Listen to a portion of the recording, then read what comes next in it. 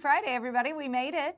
Hope everybody's preparing for a wonderful weekend. Ahead of that, of course, we've got plenty of news to bring you. Let's jump right in to the headlines. Well, President Trump says the ceasefire with Iran is over, even as his administration plans to continue diplomatic talks.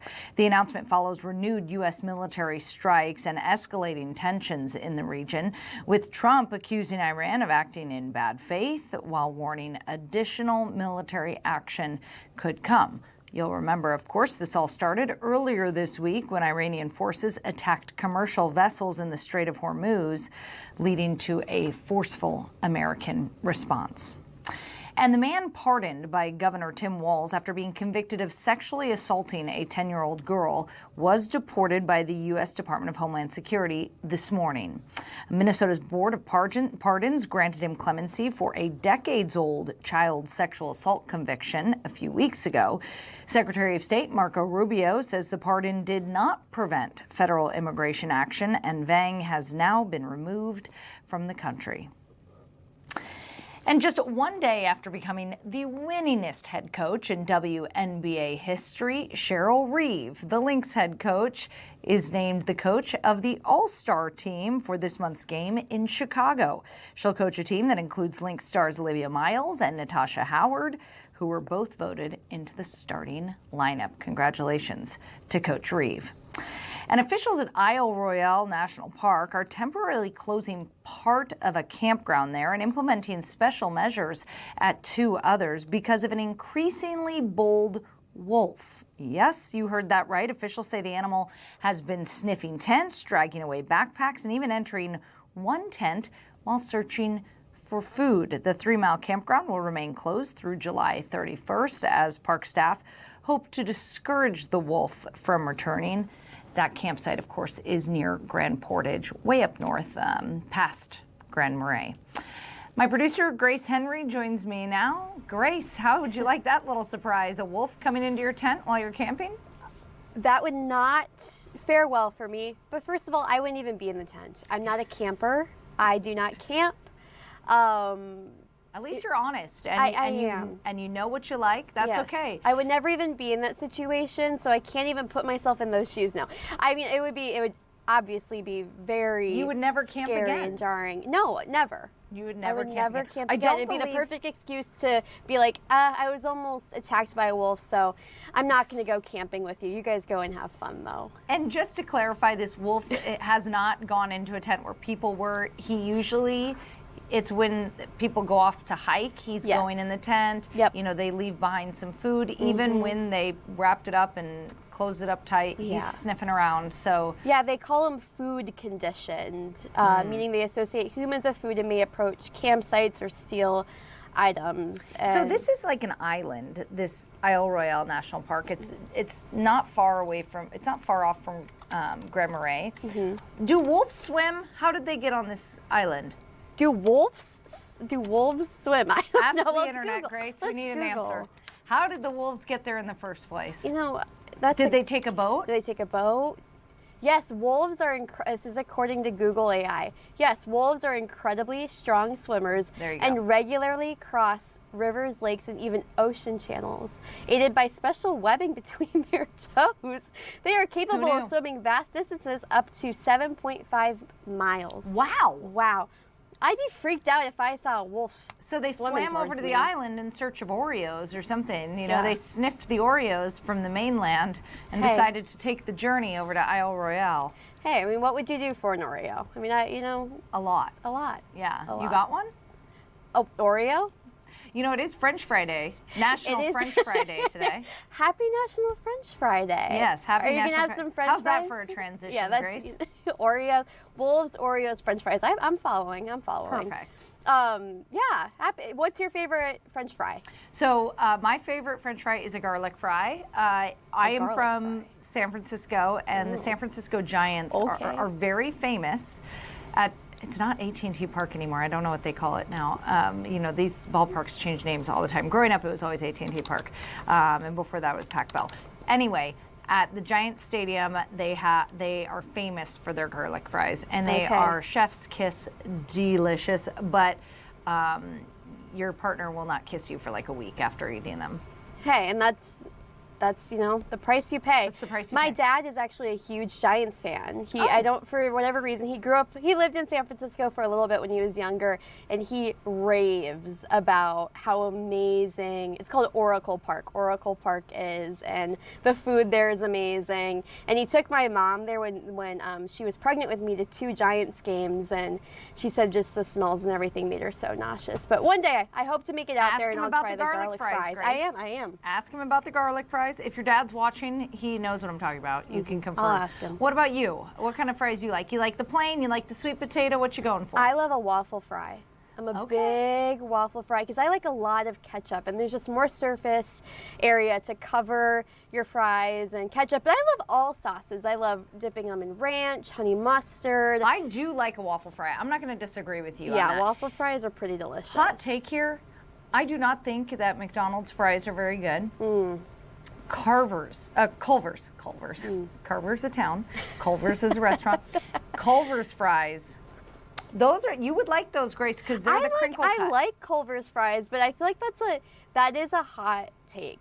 Okay, I haven't had a McDonald's French fry in years because I'm gluten free, and they apparently have gluten in them. Don't know why or how. But Culver's are gluten free. I have 2 little kids, and so I've tasted them recently. Yeah, I've tasted both recently. And I can tell you, Culver's far superior. Also, another hot take for anybody from the West Coast: In-N-Out's fries terrible, are horrible, terrible. I feel like that's a very lukewarm take. Like my dad, again, bringing up my dad again, but he says he loves In-N-Out burgers, but it's just ruined by the fries. Like if they just need to master their fries. No, but I do love that they make them fresh. You know, you go to In-N-Out and you can watch them cutting the potatoes in the machine. I do love that. Yep. However, not the most delicious thing I've ever had. No, and my dad says it's because they don't let them soak. Like they're so fresh that they don't let them soak and get all the starchiness out of them. And that's why they're not as delicious as other fries. So. Look at that. That's Mr. Henry with all the facts. Yeah. Yep. Cool. He's pretty smart. He's full of it. Okay. We are going to take a quick break, but when we come back, we have a guest coming on to talk about this dispute over Uptown road construction. The business owners down there have already been through a lot with the Hennepin Avenue construction, and now it looks like they're going to tear up Lyndale as well. We're going to get reaction from a business leader after this quick break.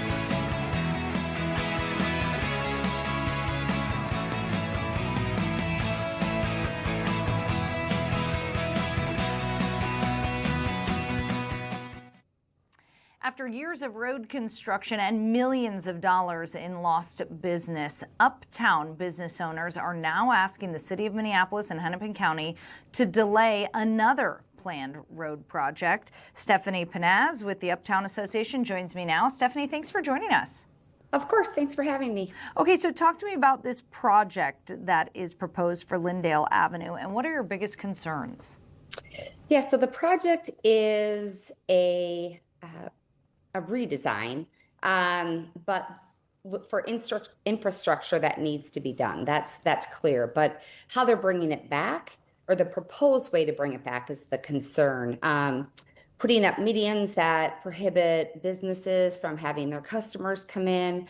The design itself is not pro-business or friendly. We just went through 2 years of Hennepin. We saw the damage it did. The businesses are still struggling, still trying to barely survive, and there has been no time for recovery. So what we're asking is a pause to take a moment, let the businesses on Hennepin recover and move forward with a plan that's adaptable for businesses to survive during it. We did see several businesses go out of business during the Hennepin Avenue project. Red Cow, for example, said that that was a huge reason why they closed. Why is this road construction so hard on businesses there in Uptown? It's the redesign. The medians in the middle of the road really prohibit customers from turning left into the businesses. And so it's not friendly for cars and visitors to come and get to. So you'll pass right by, for example, the Lowry that went out of business. If you miss that turn, which isn't straight into the restaurant, you have to literally end up on the freeway and come back. So it's not driver friendly. And listen, we love biking, we love walkers. We're looking for all ways for transportation and people to come into Uptown. This isn't, it's for all ways to get to Uptown, but this has literally destroyed businesses, and they're leaving, and they have no way to recover. And so we don't want to see the same thing happen to Lyndale. Officials have said that it is going to make the roads safer and, like you mentioned, more open for bikes and buses. But it's painful for you guys when you see a median go in the middle. Have you expressed how this blocks, potential customers from crossing the road? And what's the response? Yeah, that's a very good question. So that just seems to be still the sticking point of how can we create the design as is right now works. So if what our ask is to A, pause, but B, bring back the road like it is, because it works. With the new proposal, there isn't a way for deliveries. It reduces parking significantly. It gives one lane each way, which really slows down, traffic too slow. So that's the design part, is where we're hoping that there's some compromise and ways to work together to find a way that works for everybody. Because of course, safety is very important. That nobody can dispute. And no one is saying that we don't care about safety, or bikers or walkers or drivers. But what we do care about is that businesses don't leave and continue to leave as they are right now. Over the last several years, I'd say since the pandemic, we've heard this narrative that Uptown is really struggling. Is that still the narrative, or are you seeing signs of a comeback? Oh, we are. So there's a lot of positiveness in Uptown. I've been back a short time to Minneapolis, and what I've seen is profound. The streets are safer. We're seeing less drug use. We're actually going to some ribbon cutting, some new openings, which has been wonderful. We are seeing support from the mayor and from the council on bringing back the Uptown Art Fair through different efforts and grants. And we have this energy that is thriving through Uptown right now. People want it back. It is an iconic place, and there's only one of them. There's a downtown and an uptown. So we're seeing so many positive things, but the fear is that the same thing that happened on Hennepin is going to happen on Lyndale. And honestly, it cannot sustain the project at hand. The amount of time the project will take and the redesign to bring it back will kill businesses, and it will change the landscape. And we need a place, a destination. We want places, people to come here and to get excited for Uptown and the events and the art fair and the entertainment. But we need businesses. And with this proposal, it will make it very hard for them to stay. And this is their livelihood. They've been here for decades, some of these businesses. It's heart-wrenching. And when you look at Uptown, there are a lot of vacant storefronts. What does the data show, though? Are storefront vacancies improving? I know that there are new businesses opening, but are they opening at the rate that they need to? So that's a good question. There is activity. Buildings are being looked at. Lots of efforts to have investors come in. But the bottom line is we lost so many, just not the box stores, but the small businesses, that it will take a long time to recover. And number one is safety. You have to have safety on the streets. You have to have people come to Uptown and feel safe. Number two, the more activity there is, the more people feel comfortable and safe coming in. So with those things happening, also something important that we'd like to talk about with the Uptown Art Fair is half of the proceeds that come in from the art fair, we're reinvesting back into Uptown for things like storefronts and graffiti and flowers and things that will make Uptown look more attractive. That will help potential buyers, business owners, tenants look at our areas more attractive. But there's a lot of space. There's a lot of space to fill. You brought up safety, and certainly there's a perception about safety in the Uptown neighborhood as well. How much does that perception contribute to the visitors that you get to Uptown and the vacant storefronts? How important is that perception? A lot, a lot.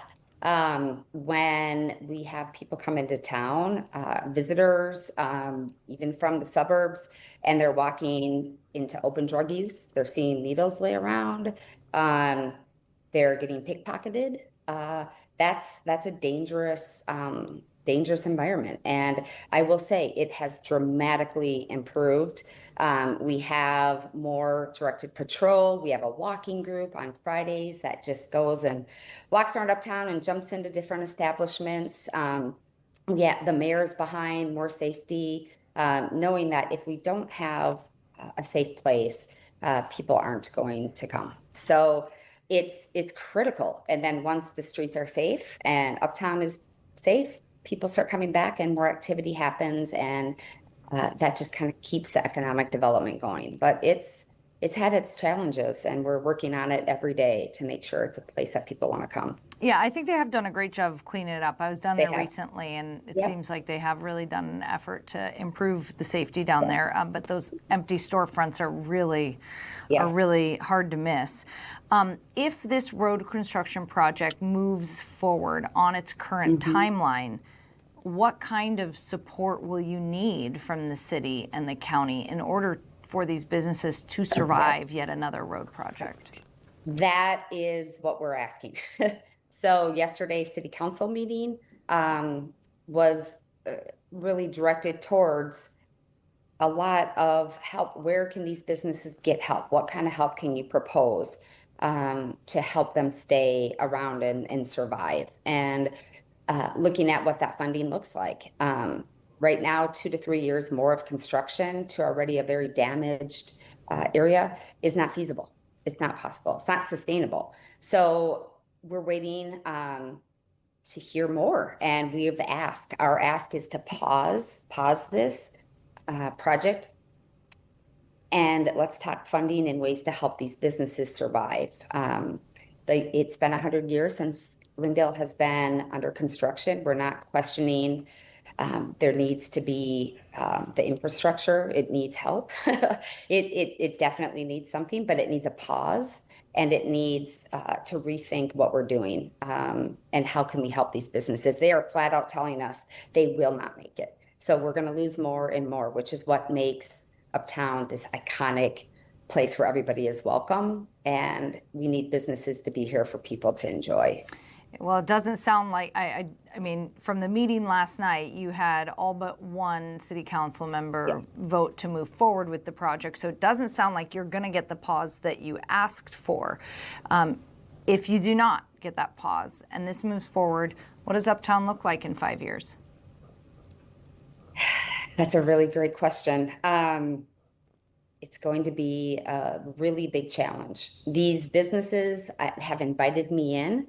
I can't tell you how inviting they were when I first got here, telling me their stories and their struggles over the course of the last several years, especially with the construction. And they are telling us they will not make it. They're hanging on by a thread. They won't survive this. So what it looks like is very empty and very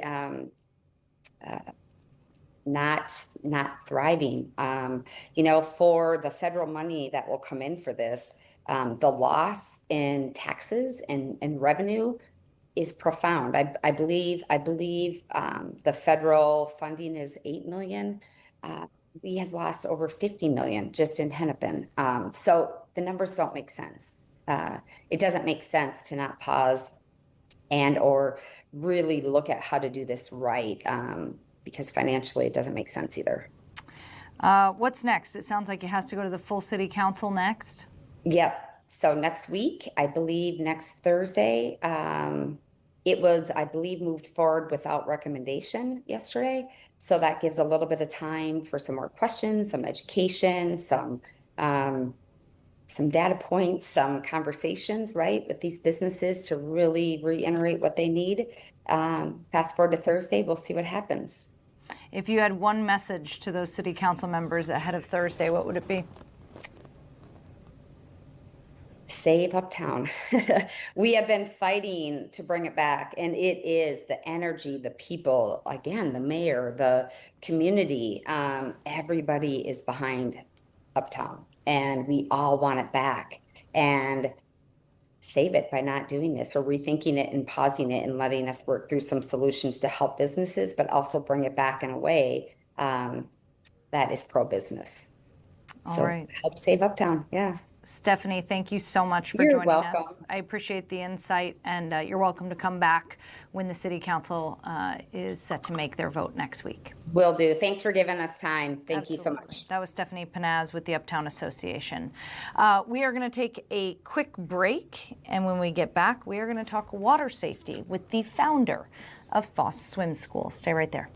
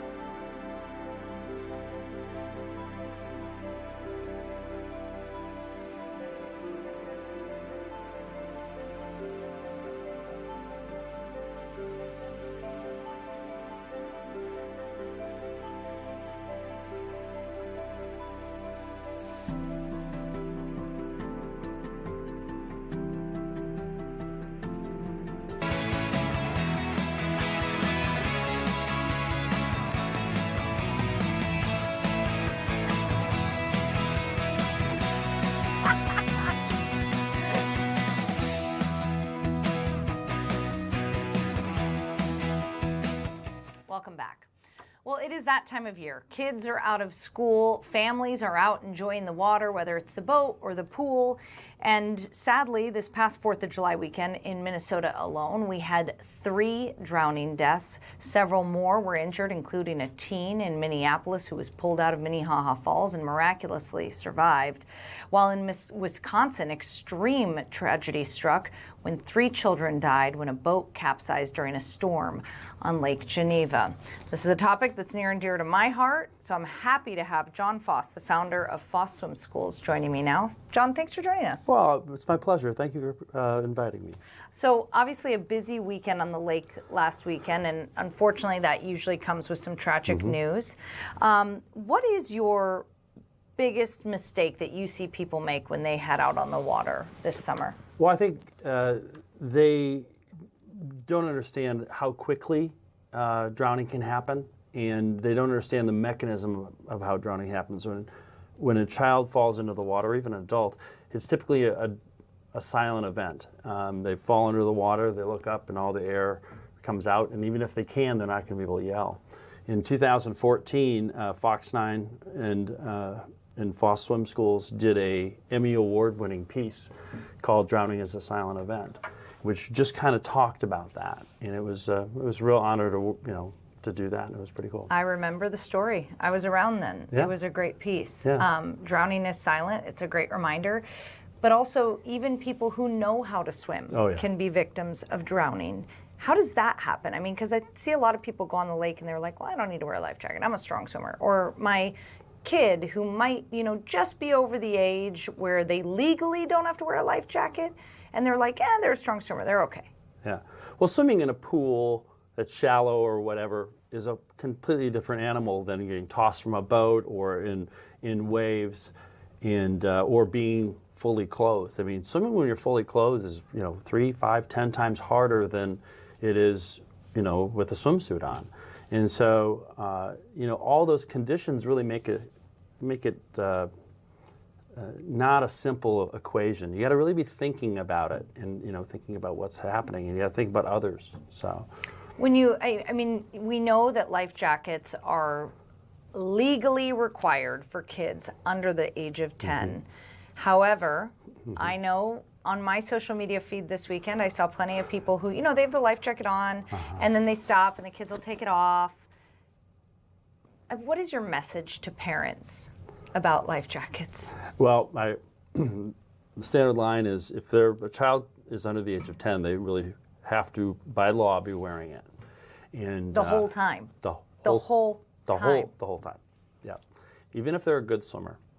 And just because they have a long life ahead of them and it has to be protected, and so that's the line, and the appropriate use of flotation and flotation devices is also an interesting topic.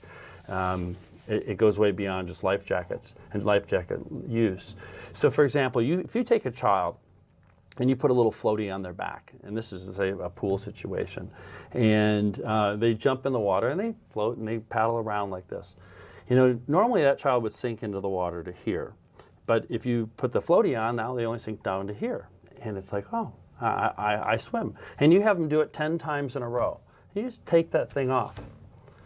That child doesn't do the math. Like, hey, I should go down to here, but with the floaty here, I don't have the floaty on the back, so they just jump in the water and an event happens. So, flotation can teach a child how to drown by giving them a false confidence.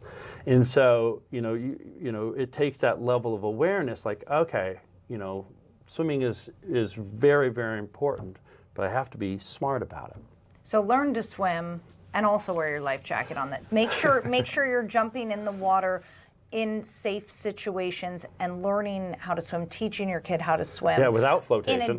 Without flotation, yeah. In addition to when they're in unique situations, putting flotation exactly. on. And that leads me to a question about flotation devices. You talked about, floating on the back, or I think about the swim wings that are really popular with kids.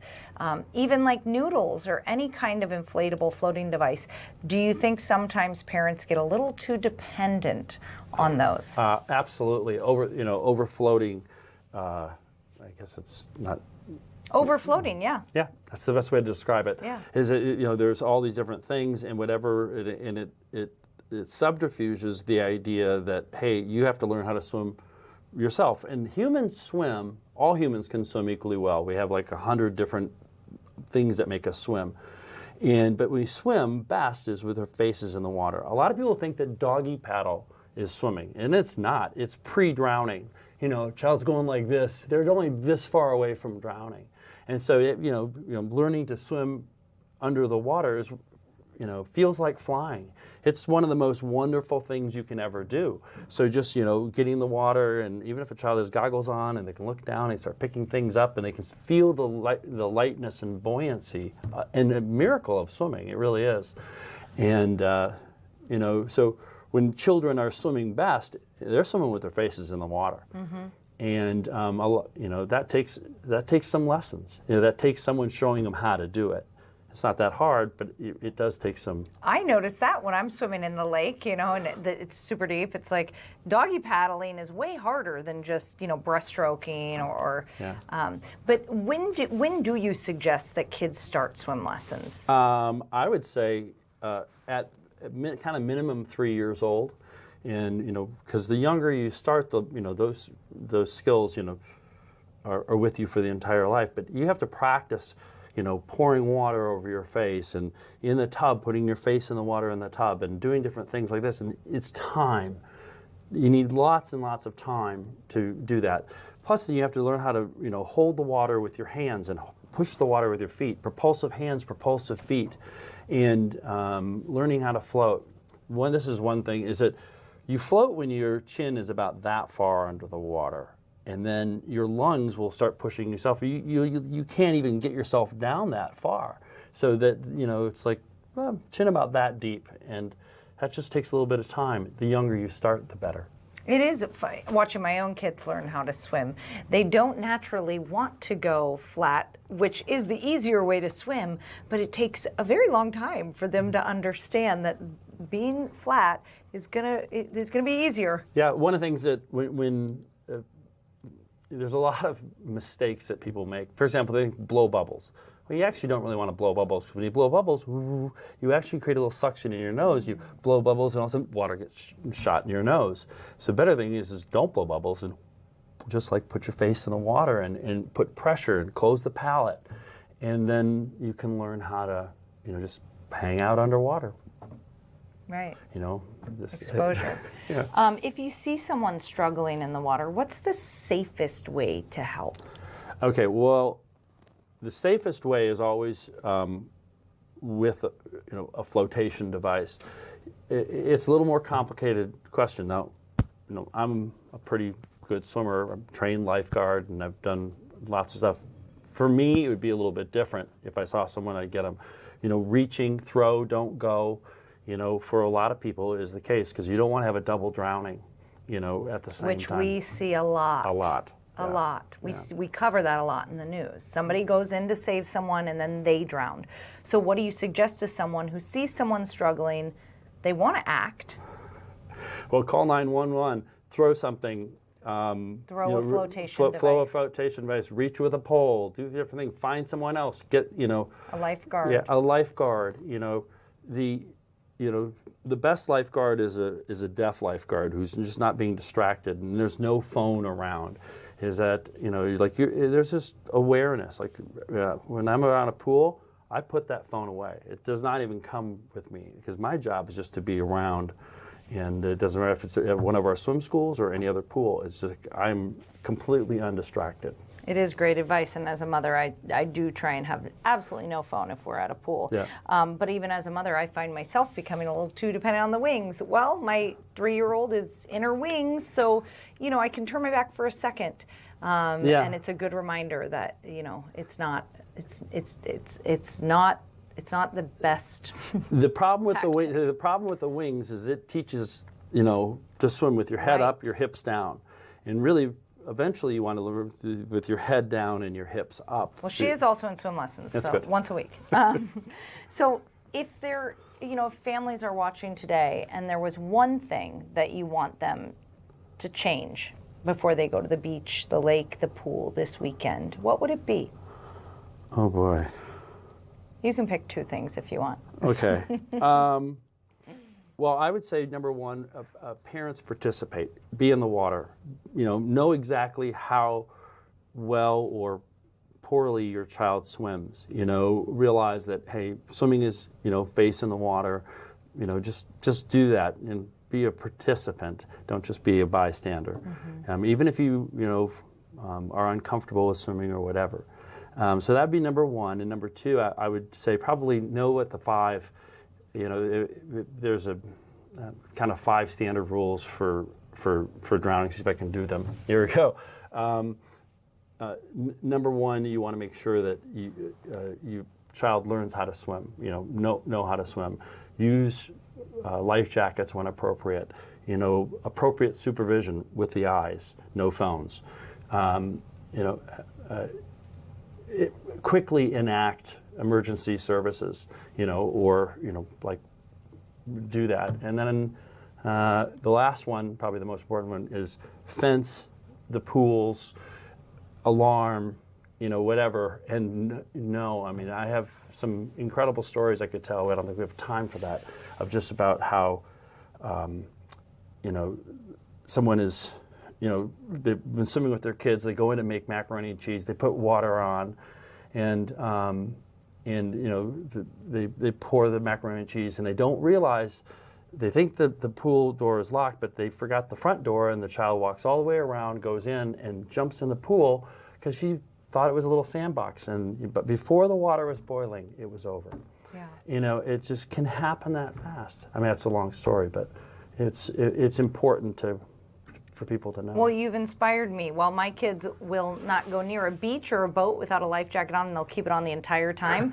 Next time I'm at the pool, instead of just putting the toddler in her swim wings and playing in the pool with her, I'm going to make sure I take some of that time at the pool, take her swim wings off, and practice what she's doing in swim lessons. With her. Because if they're just going to swim lessons once a week and doing it in swim lessons, and then every time they go to the pool, they're in their swim wings, it's, you got to practice what you're learning. So yeah. you've inspired me, John. Oh, it's been a pleasure.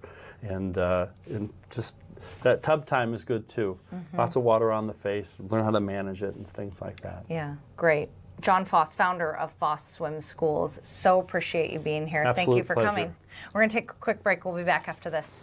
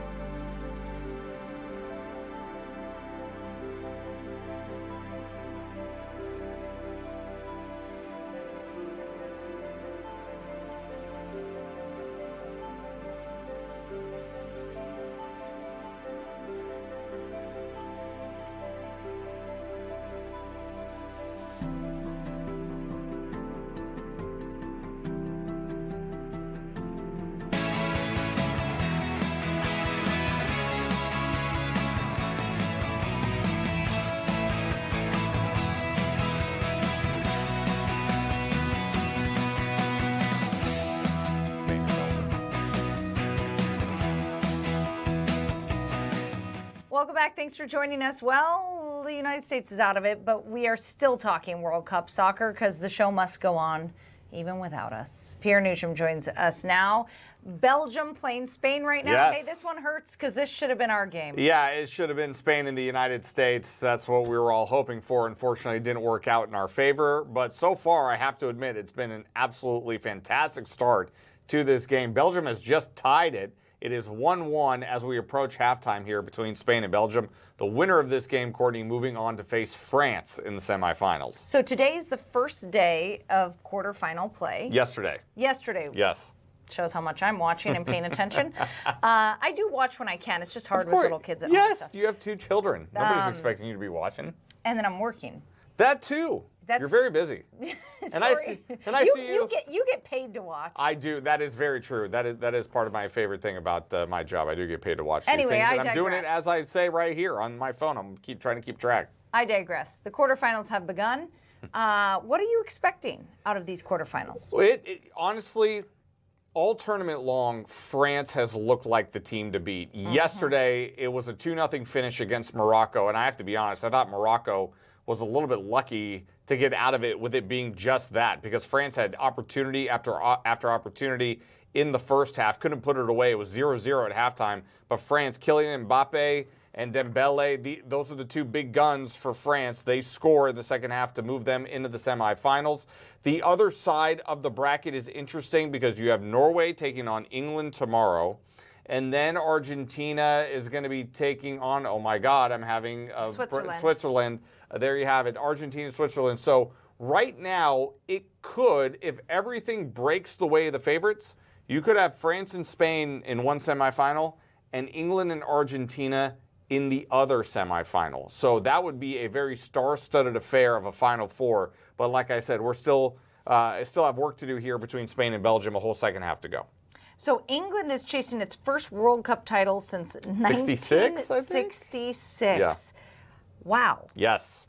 Yeah, it's been a long drought. The English have suffered for quite some time when it comes to trying to win a World Cup, and they would desperately love to try to get back to the top of the world and top of the mountain here in terms of world powers. And they played great. We saw that game against Mexico last week, which was an instant classic.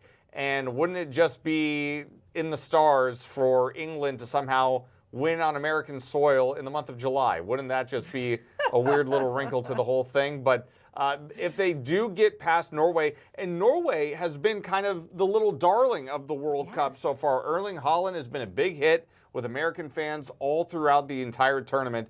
Norway, the fans have got the big row. You know, you've seen that. People have fallen in love with that, especially in Minnesota. I think people love that.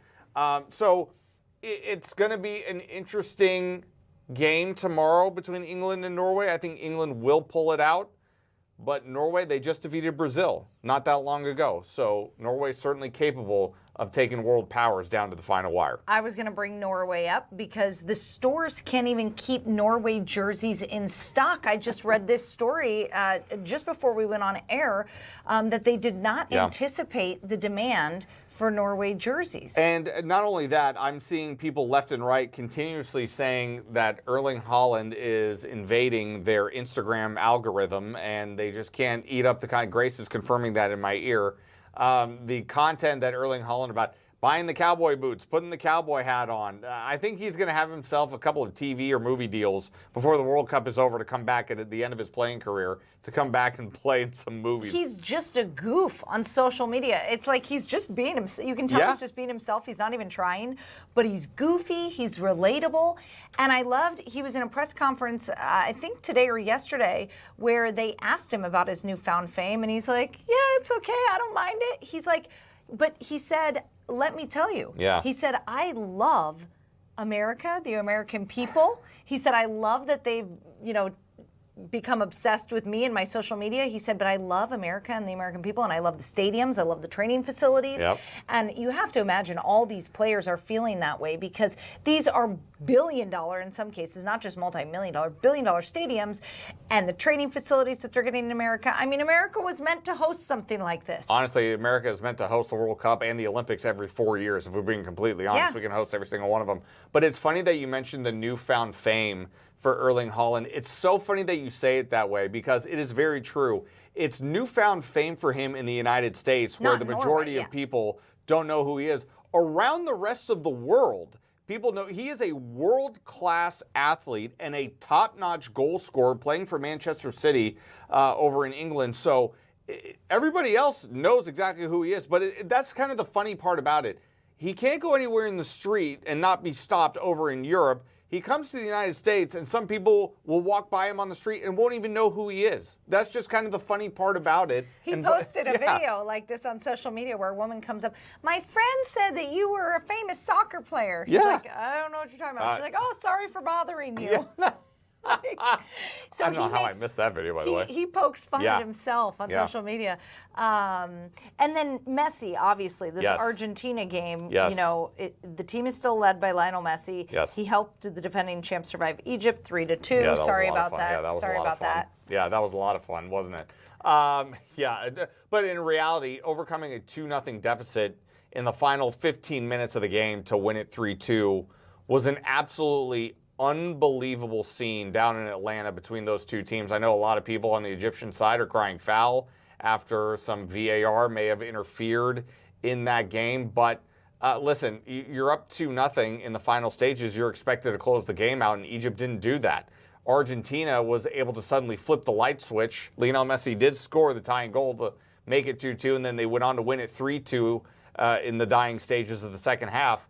But Argentina, still one of the world powers, expected to be in this position. They're the only South American team left in the tournament court, and that's what really is surprising to me. There is so much talent on the continent of South America, and Argentina is the last one standing. So yeah, that surprised me as well. Brazil, but Brazil continuously is a world power year in and year out. However, to me, Brazil has not looked the same since they were routed by Germany on their home soil back in 2014 in the World Cup in the semifinals. They lost that game like 6-1 or 7-1, something like that. And Brazil just has not looked like the Brazil that I grew up watching ever since that moment. So Argentina right now is the top dog in South America. Brazil was that way for a long time, but Argentina has been the top dog for some time now. Let's talk about Christian Pulisic. Is that how you say the name? Pulisic? Yeah. U.S. star. It just came out yesterday that he fractured his leg during that game against Belgium. Yeah. And Christian Pulisic has been taking a lot of criticism, and I think some of it is fair. He is the best player, supposedly the best player on the team, and he didn't really have the greatest of World Cup tournaments. Now, some of that had to do with injury. He hurt himself in the opening match against Paraguay. He didn't play against Australia. He only played about 35 minutes against Turkey.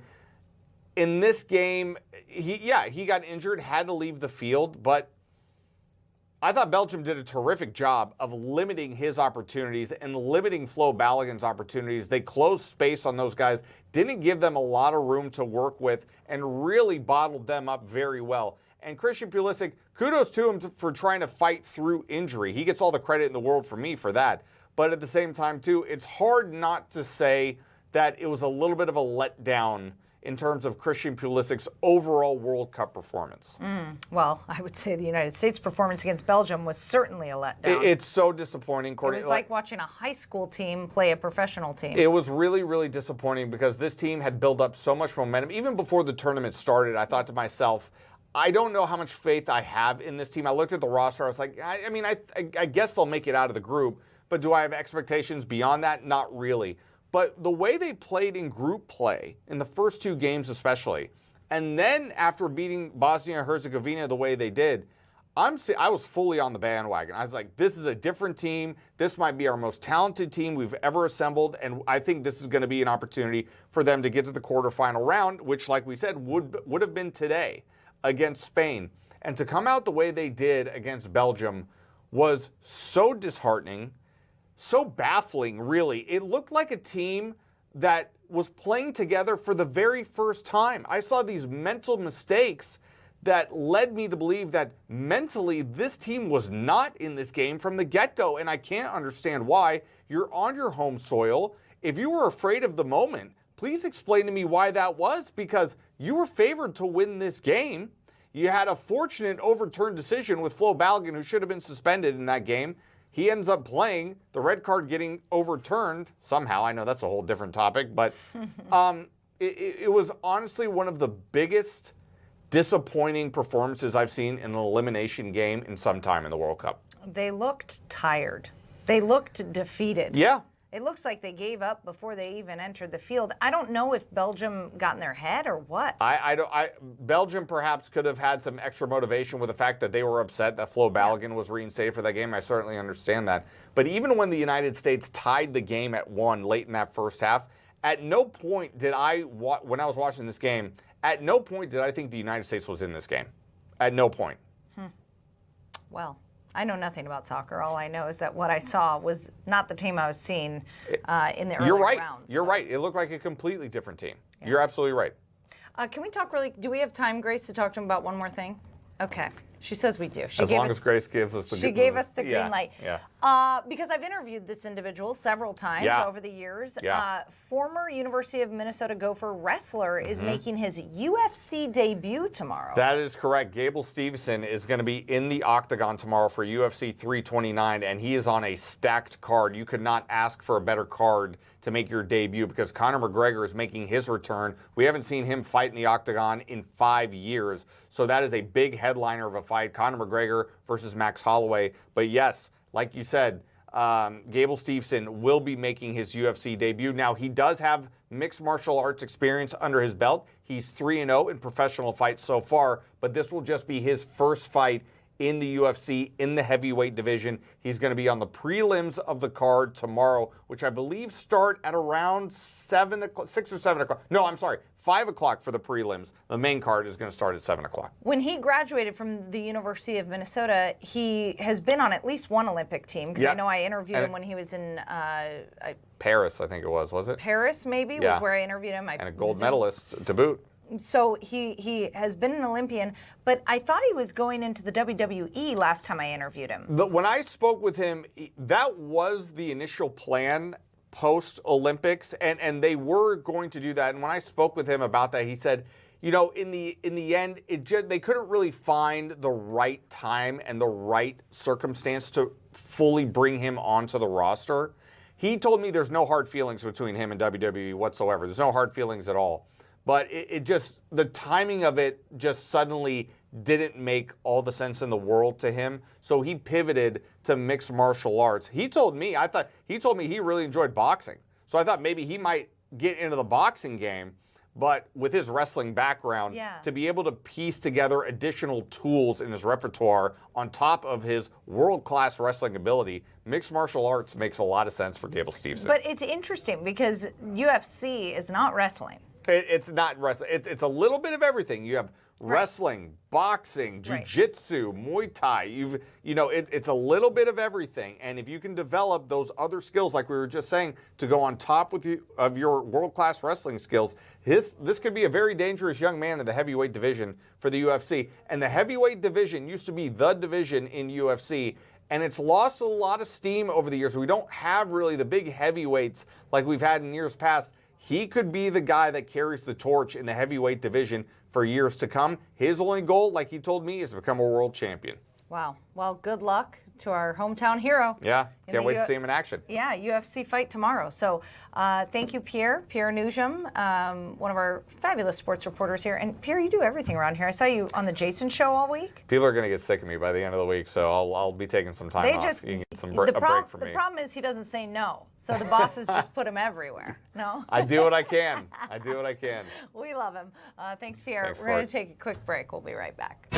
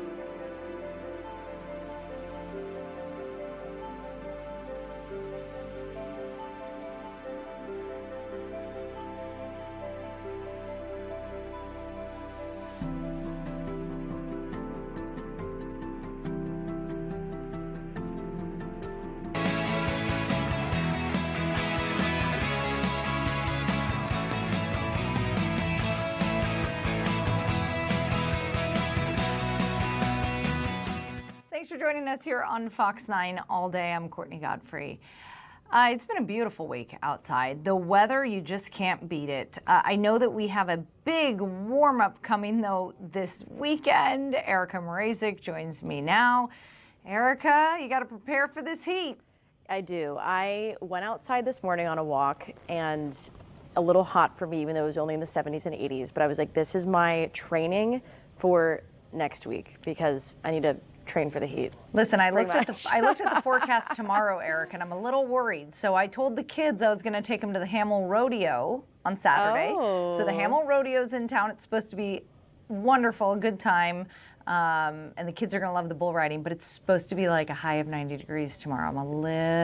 I might back out, Erica. I might back out. I think that's valid. I would probably back out too. But yeah. if I you might need still to find a go- pool instead. Yeah, a pool, a lake. If you still go though, just drink a lot of water, be in the shade, all the good stuff. But pretty hot heading into the weekend, starting next week. Today's temperatures, highs mid-upper 80s. Also a nice dry day for most with a lot of sunshine. But out towards the west, just a few isolated showers around the Yellow Medicine County area and a bit of a thunderstorm just north of that region too happening right now. But everywhere else, mostly dry. Just a few very, very isolated showers and rumbles possible, mostly western parts of the state and northern parts in the afternoon, evening. But most people going to be pretty dry. Today, high temperatures, 80s, 84 here in the metro. Morning low started off in the 60s, so pretty close to normal. And there are some people in those low 80s, certain pockets like Duluth 81, Hibbing 82, 86 for Red Wing, so a little bit warmer for a few places, and also 85 in Bemidji. Right now, temperature is still pretty close to what that was, so 84 currently in the metro, spanning from mostly 81, 84, 85, except for Grand Marais is in the 50s, always a little bit cooler there.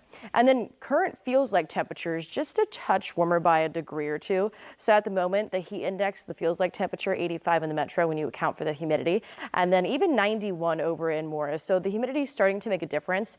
It'll continue to make a big difference in the feels like temperatures for the start of next week, especially Sunday, Monday, Tuesday.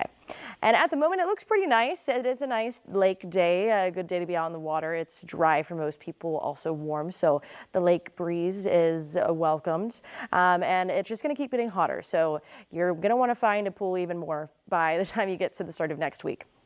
Heat alerts are already out for the start of next week, so extreme heat watch for all the places in the northern half of the state or northern third, and then also heat advisory. With that, you might see feels like temperatures that could be in the triple digits for Sunday, Monday, Tuesday, perhaps even Wednesday. So a long stretch of this heat is ahead. Today is bright and summery. Today is going to be the most comfortable in terms of the temperatures. It's mostly dry except for just very, very few pop-up isolated showers and rumbles. And then for the weekend, also hot and sunny, and it just gets warmer, a heat wave for the next couple of days. I have 90s for almost the entire rest of the 7-day forecast. Today 80s, tomorrow 89, basically 90, and then it very hot after that with dew points in the 70s and 60s. So that's what gets the mugginess feeling in there, and the heat index values into the triple digits for some, Courtney. Oppressive heat on the way. It will be oppressive. You'll find me in air conditioning, sitting in my apartment. Or in the water. Yeah, also that a too. good option. That too. All right, Erica, thanks. We'll see you in a bit. We're going to take a quick break, but when we get back, we have some special guests. Nikki Anderson is a 56-year-old woman who went missing in Dakota County 2 years ago. I covered this case on the ground when it happened. Her sister, and now a private investigator that the family has hired, is in our studios, and they'll join us next. Stay right there.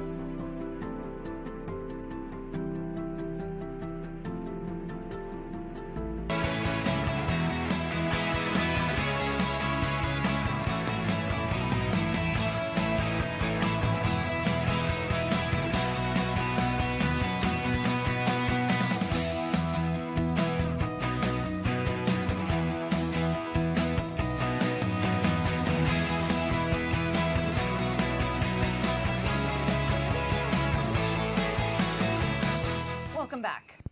2 years ago, Nikki Anderson went missing, July 6, 2024. She walked down her driveway to get her mail and was never seen again. Her sister and now private investigator that they've hired to investigate this join us now. Autumn Lierke and Tom Tracy, thanks for joining us. Thanks for having us. My pleasure. Really quick, Grace, are you getting a crazy sound on the mic? We're going to take a quick, I apologize for this. We're going to take a quick break. We'll be back because I want to fix this audio and give them the time that they deserve without any audio issues. So we're going to take a quick break. We'll be back with Autumn and Tom right after this.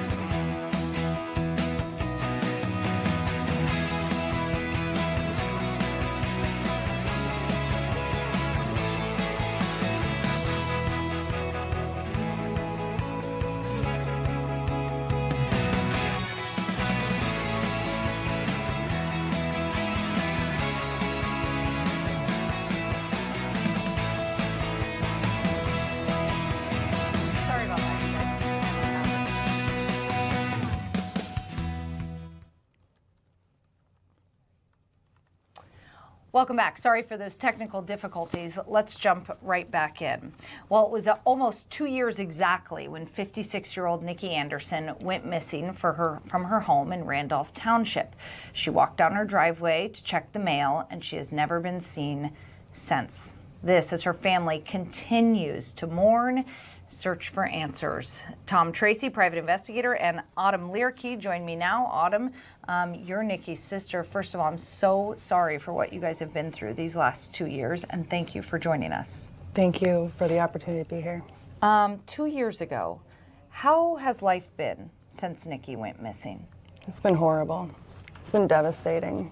Our family's been searching for answers, and we've been relying on the Dakota County Sheriff's Office to, to pursue leads and tips and to get to the bottom of this. And we've been really disappointed in the outcomes and what we feel is really not prioritizing this case and putting a lot of effort into it. So you've hired Tom Tracy, and you've been on the case for how long now? About a year. About a year. I know that you guys have been disappointed in the local law enforcement response to this.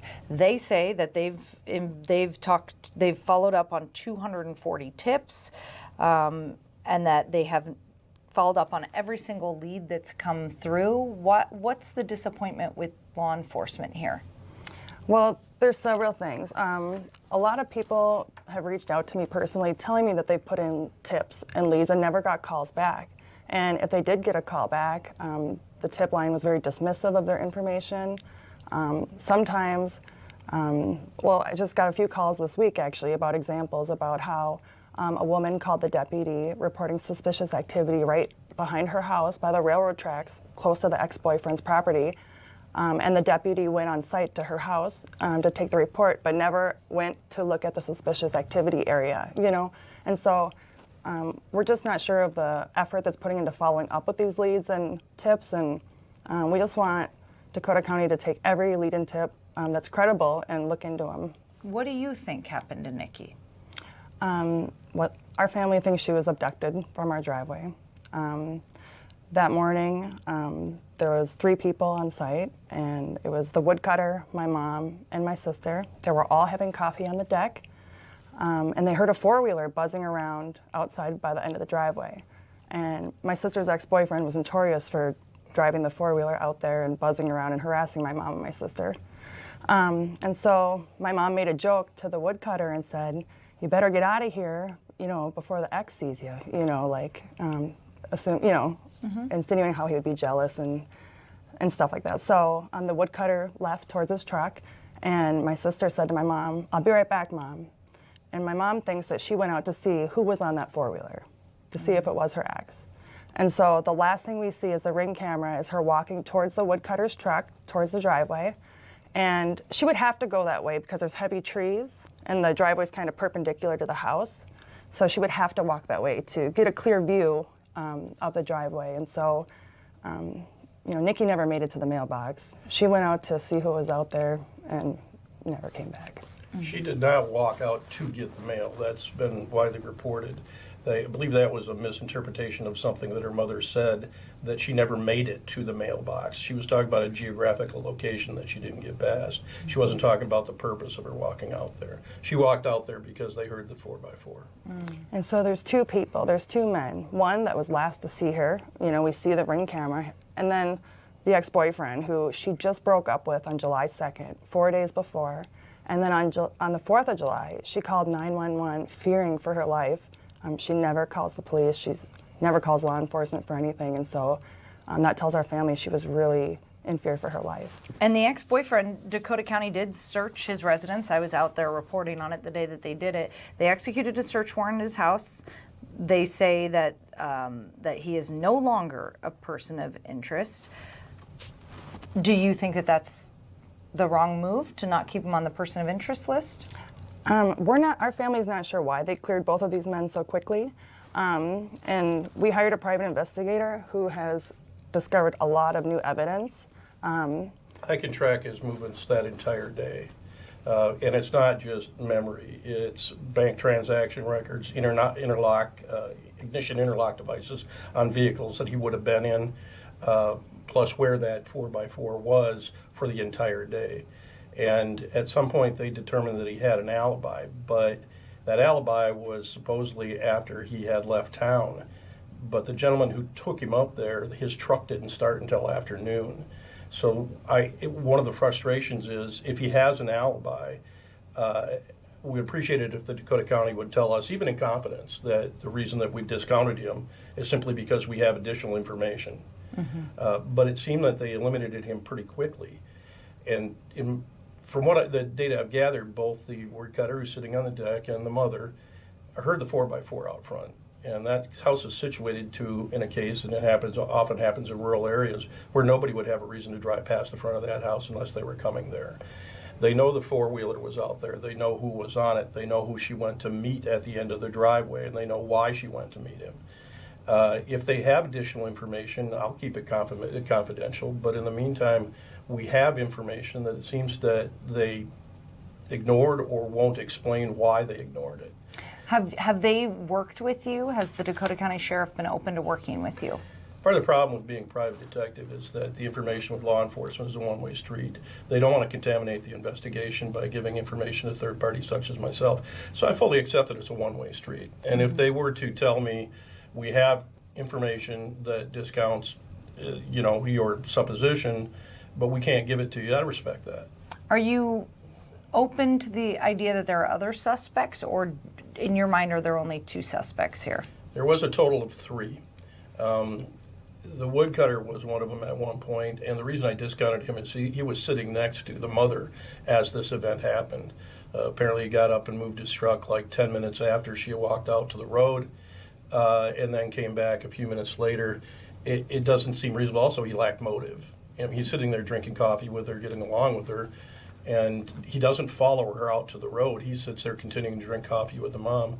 Another gentleman was a foreigner who was involved in some violent engagements, and Immigration and Customs Enforcement put a tracker on his phone because he had pulled a gun on somebody in the past. I don't know if Dakota County's pulled the records from ICE. I managed to talk to him in the Sherburne County Jail. He's the one that indicated it. He had somebody with him, another witness, that'll put him just outside of Mankato at 9 o'clock in the morning. So I've kind of eliminated everybody that's ever been suggested as a suspect. And the only remaining person we can put right at the location at the end of that driveway at 9 o'clock in the morning. Do you have proof that it was him on the four-wheeler at the end of the driveway? That's an interesting point, and it may be a point for his defense, but part of the problem is that both the woodcutter and the mother said that they could see the 4x4 running back and forth out front, but she said she couldn't see Maddie clearly. But it should be noted that the 4x4 itself belongs to her cousin and the victim's cousin. So we know what it looks like, and her cousin had loaned the ex-boyfriend that 4x4 to get around on because he didn't have a license. So while the mom could easily recognize the 4x4, she knew who would be on it because he's the only one driving it. Autumn, talk to me about your sister, because she was undergoing chemotherapy when she went missing. Yeah. She left her medication at home. She left her glasses, her phone, her car keys, her car. Yeah. Yeah, my sister, she had been diagnosed with breast cancer and the BRCA2 gene a couple years earlier. She underwent numerous chemo and radiation treatments. She had many surgeries. She had lymph nodes removed, a double mastectomy in both of her ovaries. And then, it took time for those things to heal. But 2 weeks before she was abducted, she had her new breast put in, and that's when she had the double ovaries removed. So she was just fresh out of surgery and was recovering and weak, and she was blind as a bat. She needed her glasses to see anything. She needed her meds. She never left without her dog. I talk about her dog because she literally brought this dog everywhere, to the laundromat. I'm like, why is your dog here? Holiday gatherings. She was planting flowers at our family gravesite. This dog is everywhere. And so she literally would never leave that house without her dog. And plus she has her own car. If she wanted to leave, she'd just get in her car and go. So. The authorities have never called this an abduction. They say that they don't have anything that leads them to believe it was an abduction, but you both believe that foul play was involved here. You don't think she would have left on her own volition? No, well, she could have if she would have gotten her car and drove away. She would have told my mom. She would have taken her dog, her phone, her keys, her wallet, her glasses, her medication. She would have never walked down a gravel road in the middle of nowhere, leaving everything she needed behind. Never. I don't know what the working theory is other than abduction. I'd be interested to know if somebody has another working theory. I mean, her life was just turning around. She had no evidence of self-harm. She was in a really good place in her life. And also, so she didn't have the suicidal ideology, but it also doesn't fit at 9 o'clock in the morning, drinking coffee with your mom, gabbing, and then you just get up and decide to end it all. I mean, it can't be suicide. But is there any physical evidence of abduction? The sheriff says they don't have any physical evidence of abduction. I think a woman standing at the end of her driveway in her jammies, never coming back for 2 years, I think it's a reasonable supposition to say somebody took her. And one more thing, we were at a Cannon Falls meeting on Wednesday, and the Cannon Falls police officer said, with gravel roads, it's nearly impossible. Like if there was a drop of blood, it would get soaked up pretty quickly, and so, I mean, there could have been signs that just weren't found. But we got a notice yesterday from someone who brought a cadaver dog on site to my mother's property when it first happened, and the dog alerted, but she was asked to leave and was removed from the property with her dog. So, I mean, I think there's a lot more to the story than we know. I think that's part of our frustration too. There's been such a lack of communication with our family. We learn more from like the 240 searches or whatever. We learn more from the news outlets than we do from the Dakota County Sheriff's Office. And so that's been frustrating for our family to know what's even going on. But do you have any communication today with the Sheriff's Office? Are you in constant communication with them? So I've been contacted by them today, the communications director with the Sheriff's Office, and they want to meet with us and they want to help us. And that's exactly what we want. We're bringing attention to this so we can bring Nikki home and get some help. I've told the communications director, I think we need to start by getting a new detective on this case. I mean, there are critical errors that happened during those first few days when time was critical. And they didn't treat this like an abduction like we've all been talking about. They treated it like she just wandered off, went to the casino and was going to come back or something. I'm not sure how they viewed it, but they didn't take it seriously in our opinion. Do you think there's someone out there who knows something? Yes. Yeah, there's an awful lot of people that probably know more than they're saying, but there's somewhat of an underworld drug-based culture that is rampant in a lot of rural cities, and they're reluctant to talk to the police. It's one of the reasons I was a little more successful, because I'm not going to arrest you if you tell me you did something wrong. So some of the people that have substance abuse problems were more willing to talk to me. What's your worry? I mean, if it's been 2 years, I would think the more time that goes by, the more evidence goes away, suspects, move on, they move out of state or they pass away. Time doesn't seem to be on your side right now. Well, the witnesses are passing away. Her mother passed away on Christmas Day. The gentleman I was talking about that was his alibi, that was going to hired him to go work for him that day, has also passed.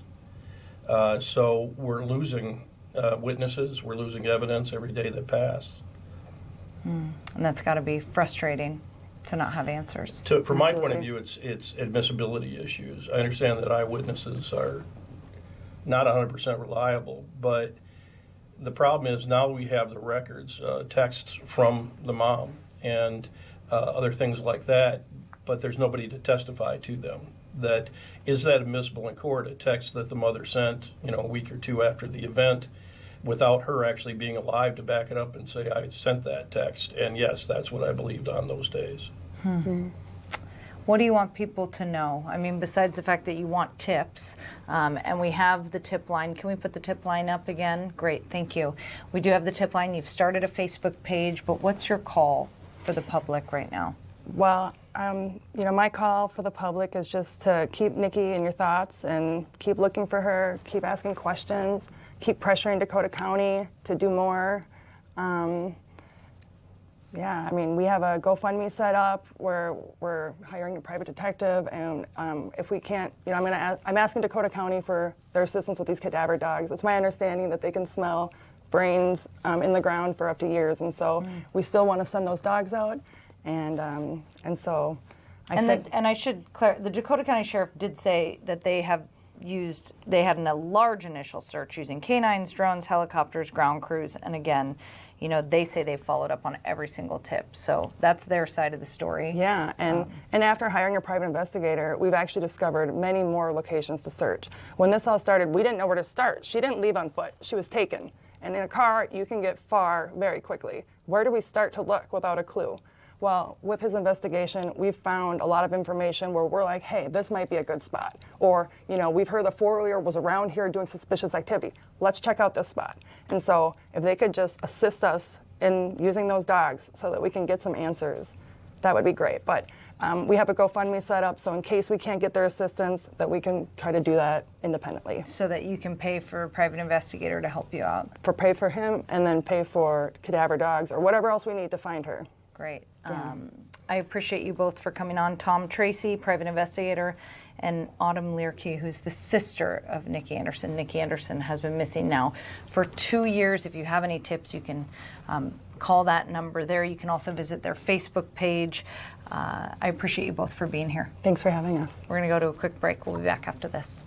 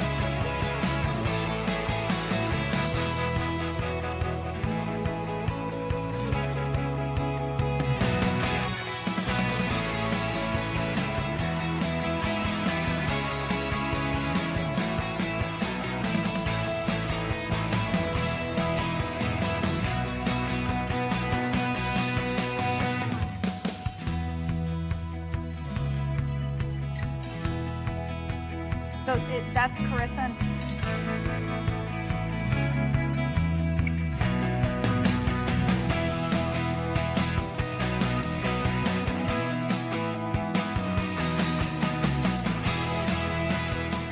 Welcome back. Just this week, we told you about an EF2 tornado that hit just north of Detroit Lakes on the west side of Floyd Lake in Becker County. Tragically, several people lost their homes and many others were damaged. 2 people were injured. One of those families who lost their home joins us now, Carissa Wadena and her mom, Christy. Welcome on our show. Thanks for joining us. Thank you for having us. So recently we've had a tornado come and through Detroit Lakes and it hit our parents' house. Well, it ended up wiping off the roof, shattered the windows, and it caused a little bit of water damage to most of the things that they have. And so I started a GoFundMe to hopefully raise a little bit of awareness to help my parents. Hopefully it'll help them with hotels, food, rebuilding the house, maybe. Were you guys? It'll be a long time. Were you guys home when the tornado hit? And can you walk me through what that was like and what you did to be alive today and tell your story? Yeah, we were home. Actually, I got a warning that popped up on my phone. I went into the living room because I was folding laundry, and I told my husband and my son that we had a tornado warning. So I went out and I was looking out the window, our patio door, and I just started recording because all of a sudden it just got dark. And the next thing you know, it started hailing and the wind started whipping. I seen things start like flying and circling in the air. That's when I started panicking. I told my son to grab the 2 dogs that we had and get in the bathtub. And in his bathroom, which is the innermost part of the house, which he did. We have 2 big trees that were right by our property. I was standing by the bathroom. I heard a great big crash and I wanted to make sure that this big tree wasn't going to come down on us. I wanted to make sure that there was, if I had to get my son to either try to run into the laundry room or the other room, away from the tree if it just so happened to fall on our house, which luckily it fell the other direction. It imploded, the pressure imploded all of our windows in the front of our house. I was trying to grab a mattress to cover us up in it while we were laying in the bathroom. It was so loud. Our house was shaking so bad. It was worse than a roller coaster ride. It was scary. I was texting my kids, my uncle, my aunt, my brother, because I thought that was the last text message that I was ever going to send because it was scary. Wow. Terrifying. Well, we're so glad that you're here today to tell the story. When did you realize the house was gone? I mean, at what point did you push the mattress off and see everything in your life, your home? I actually wasn't able to get to the mattress. The pressure blew my son's door closed because his was the closest mattress to grab. It blew his door closed, and from the pressure, I couldn't push the door open. So all I did was sit in the bathroom with him and just hold on to the bathtub for dear life. Wow. After the noise kind of subsided and the wind kind of died down a little bit, that's when I came out and started looking around, looked out the back door, saw all of the damage. It was still raining at the time that this happened. My husband, he went out and he started checking things over. And that's when I went outside and I started recording and noticed that it was pure destruction. The roof of our house, majority of the front of it is gone. All of our windows. It knocked. I don't know if it sprung our. We live in a modular home, and we've only been there for a year and a half. So it knocked the back end off of the blocks. And I don't know. It was just You cannot recognize the neighborhood at all. When I drove over there after, it's unrecognizable. It was very devastating to see. Wow. Your story is incredible. How long would you say, I mean, from the start to the end, how long did it take before it completely wiped out your neighborhood? It seemed like it took forever. Uh, Seconds, like maybe 10, 15 minutes is what it felt like. Wow. Where I know you guys are raising money to help rebuild. Where are you staying now? Do you have a place to stay? And where do you go from here? They may have lost my audio connection. I think they lost the audio connection. Harrowing story from that family out of Detroit Lakes after an EF2 tornado hit their home and many others on the west side of Floyd Lake, just north of Detroit Lakes. That happened in Becker County earlier this week. There's the link on our screen right there if you want to help this family rebuild, as they've lost almost everything in this tornado. All right, we are going to take a quick break, but when we get back, we'll have more news. Stay right there.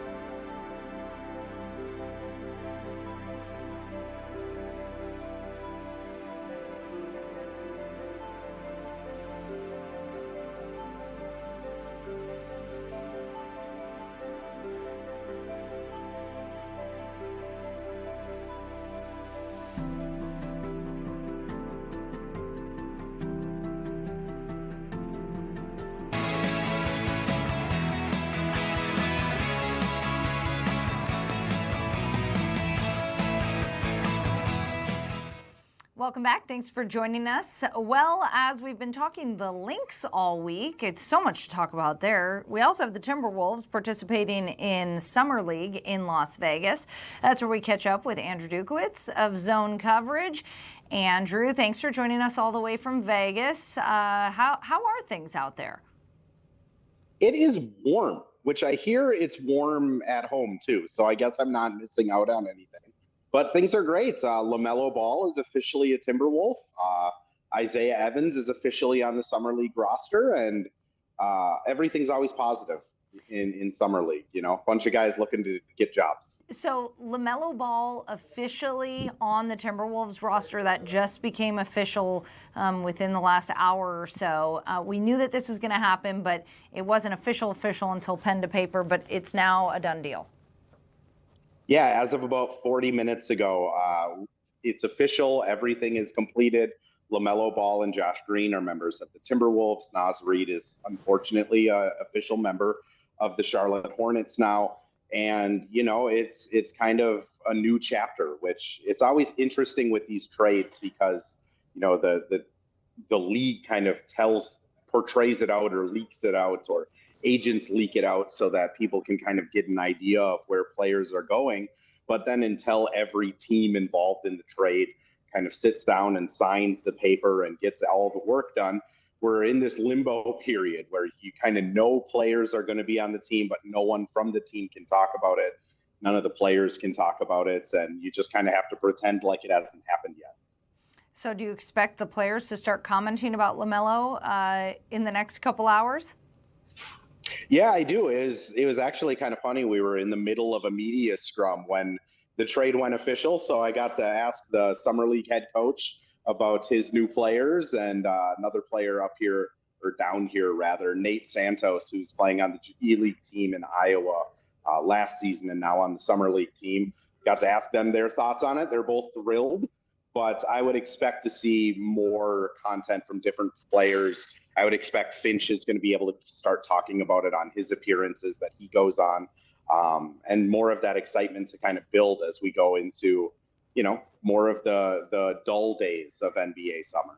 So Summer League, LaMelo, I presume, is not there. I mean, Summer League is not for your big stars. Summer League is for the rookies, the free agents. Are you seeing any action there in Las Vegas that gets you excited about maybe the rookies or some potential up-and-comers? Well, first, I would say I wouldn't count LaMelo Ball showing up here out yet. I think he lives in LA during the off season. It's an hour flight, good PR, tons of stuff to do in Vegas. I guess I wouldn't be shocked if he shows up to the Saturday game or the Monday game. But as always with Summer League, it's about the young guys. So Yohan Berenger from the draft last season is playing in his second Summer League. He's just looks more experienced. He looks a lot stronger. And I think the fun part with him is from last year to this year, he's learned English. So he can actually kind of talk to us and make jokes with us and see his personality more. There's another kid down here, Zion Pullen, who was with the Iowa Wolves last year and then signed a two-way contract with the Wolves towards the end of last season to be up with the main roster in the playoffs. Scored 20-plus points, 12 assists in his first game yesterday. And he's another guy that is kind of fighting for that NBA career on the fringe of, does he make it, or does he have to look at playing overseas, or what his next step is? And those are the guys I really like to cover, because it's just, they're so authentic, because you can tell that they are just following a dream. Okay, I got to ask you about LeBron James. He still doesn't have a home. Is there any world in which we see the 41-year-old All-Star come to the Timberwolves?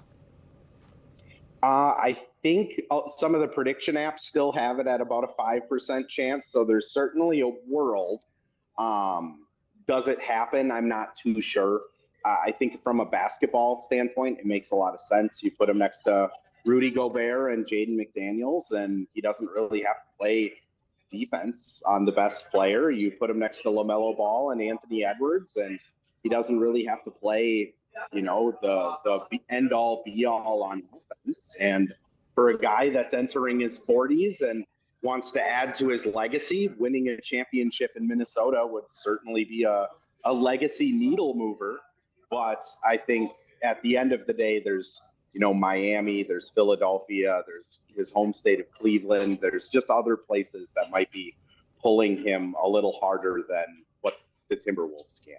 All right, let's talk about the Lynx. Cheryl Reeve just got named as the All-Star coach for the All-Star game happening in, I believe it's Chicago, this month. This comes on the heels of her becoming the winningest coach in WNBA history, which, we knew it was coming. It was just a matter of time. But the Lynx, they're all over the news. They're incredible. And now we got Cheryl Reeve. She's going to coach the All-Star team. I think just your comments on that. I mean, the other thing, Olivia Miles is on the cover of Slam magazine, not Slam W, the Slam magazine today. Stud Buds and Nafisa Collier were on the cover last year, and Liv starts off the WNBA by being a cover athlete already. I mean, it's really kind of remarkable how much pull the Lynx have started to get, like in pop culture and socially. And as you mentioned with Cheryl Reeve, back-to-back All-Star game coaching appearances. And this year she has 3 All-Stars to choose from. So it's going to be really interesting. Does she reunite the Lynx team that she currently coaches and get Natasha Howard, Courtney Williams, and Olivia Miles on the same team? Or does maybe she try and branch out and get some players that she hasn't coached before, and maybe she has some good recruiting concepts? So we're midway through the season now for the Lynx. Where do you see things going from here? I mean, what have you learned from the first half of the season that you think is, tells the future for this team? Yeah, I think what we learned in the first half is that this team is really, really good without Nafisa Collier. They're literally the best team in the league without Fee.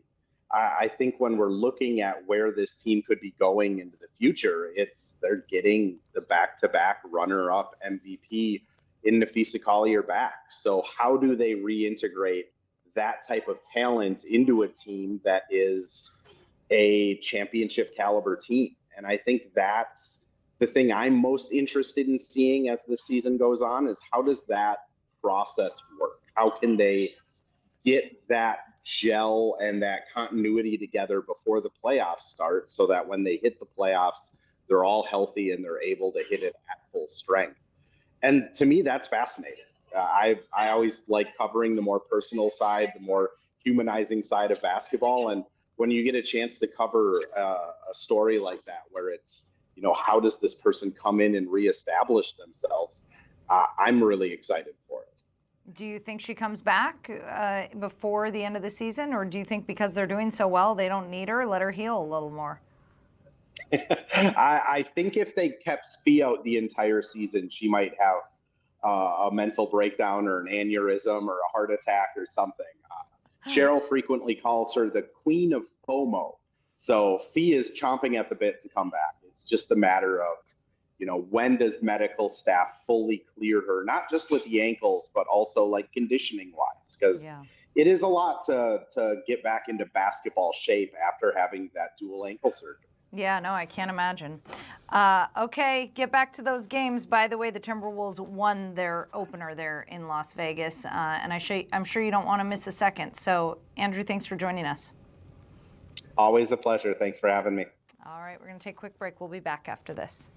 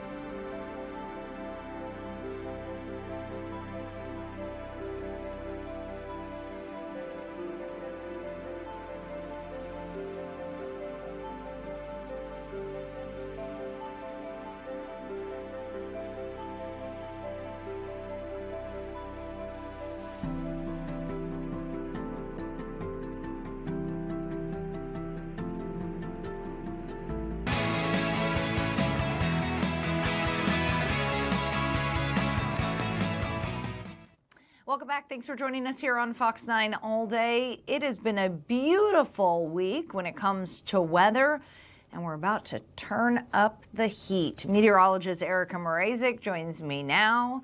Erica, what's it look like outside? Outside currently, it's pretty nice for most people. There's some warm weather, some sunshine. It's a pretty nice Friday, very summer-like. But out towards the west, I'm tracking just a few isolated cells. Some non-severe thunderstorms way out towards the west, almost just staying in South Dakota, but that is starting to inch into parts of western Minnesota around the Minnesota River Valley area. Those will just keep sinking south. Just a few more random, super isolated pop-up showers possible western northern Minnesota throughout the afternoon and evening. But overall, it's a pretty dry day here for your Friday. Temperatures are running right around average at the moment, 85, normally about 84, so quite close. Morning started off in the 60s. It was a super nice day all around. Highs peaked in those mid-80s here in the central part of the region, also for Bemidji 85 and Ely. And then there are some pocket 82s, 81s, and slightly cooler along the North Shore. And then at the moment, still pretty close to those high temperatures, or at them. Still 85 here in the Twin Cities, some low 80s sprinkled around, and also some cooler temperatures around Lake Superior. Now, when you include the humidity, it starts to feel a little bit warmer. So muggy outside, making it feel like 91 in Morris, 90 in Wilmer, even some upper 80s towards the west, upper 80s here in the Twin Cities. So definitely starting to feel that humidity kicking in. And that's going to be a big player into the weekend and into the start of next week for those feels like temperatures.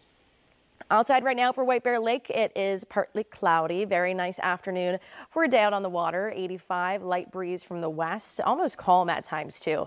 So wind is very pleasant and light. I mean, it could be nice to have a little bit of a breeze, but it'll be breezy for some of the start of next week. And then there are already heat alerts out, extreme heat watch, heat advisory. Some of these began tomorrow, others began on Sunday and continue into the start of next week. So these are the areas that are perhaps going to feel the most oppressive, maybe even into the triple digits for the feels like temperatures. That's not the air temperatures. Air temperatures I expect to stick to the 90s. And then the heat is going to continue after your nice sunny bright Friday. Expect a lot of warmth for Saturday, Sunday, Monday, Tuesday, Wednesday, basically every day. In the 7-day forecast, I have the high temperature at 90. And then dew points are going to be upper 60s, 70s. So then the heat index values could feel like the triple digits here for some of us. So it's going to be quite a hot one with this mid-July heat wave in the forecast. Courtney? Thanks, Erica. We so appreciate you. Hope you have a fan handy. Maybe, I need to buy one. Maybe one of those neck coolers. Yeah, I sometimes, I've only done this like once or twice, but I got a towel and I got it wet, put it in the freezer, and then you could put it around your neck. Works like a charm. Yeah, and then it's like a little thing to help you cool down. They are effective. They are effective. All right, Erica, thank you so much.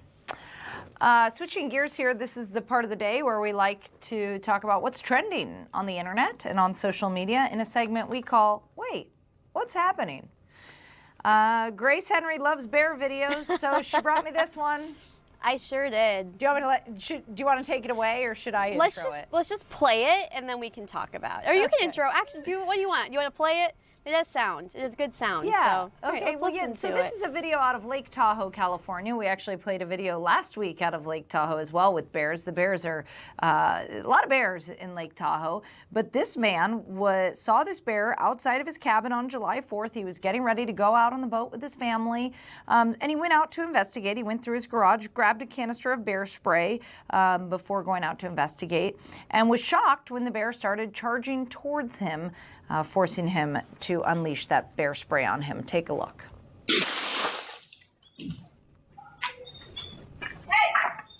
I just shot it with bear spray. Gotta get a mask on. Yeah.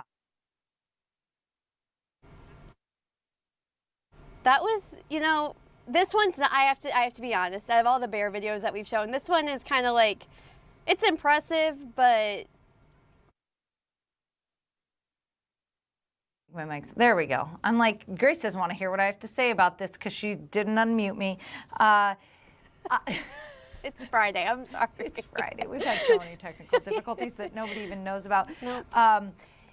why would you see a bear from the safe confines of your home and then decide to go outside and investigate? This seems like a dumb move. The bear didn't need to be sprayed. If you would have just stayed inside, like I understand maybe if you had an animal outside or you were trying to protect yourself from something or but just to spray a bear? This guy just wanted to go investigate is what he said. There was no dog, there was no kids, there was nobody, in danger. And by the way, this part of California, Lake Tahoe, there are a lot of bears. Bears coexist with humans there. Yeah. I'm from Northern California. I've spent a lot of time in Tahoe, and I will tell you this. There is a bit of a problem with the bears being too comfortable with humans.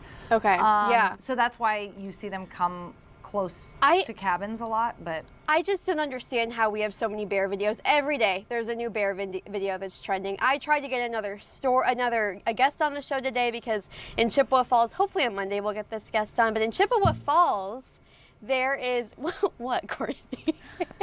I think you just want to make me talk about bears every day.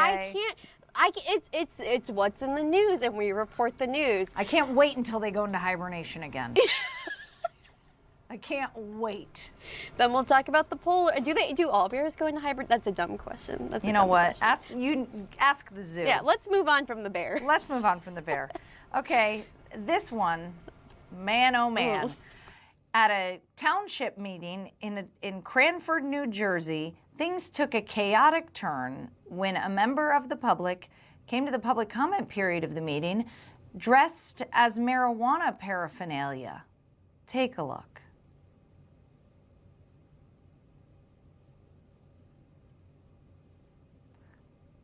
There is sound, but I guess we don't have the sound up. That's okay.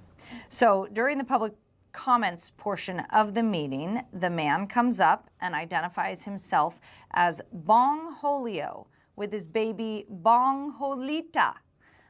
So it's a baby doll, by the way. It's not a real baby. He proceeds to play a song on his phone and then hold a dance party at the meeting.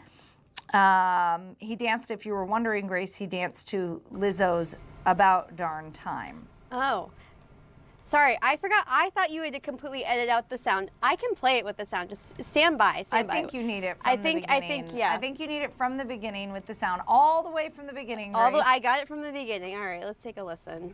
Yes, my name is Bong Holio. The spelling of that is BONGHOLEO.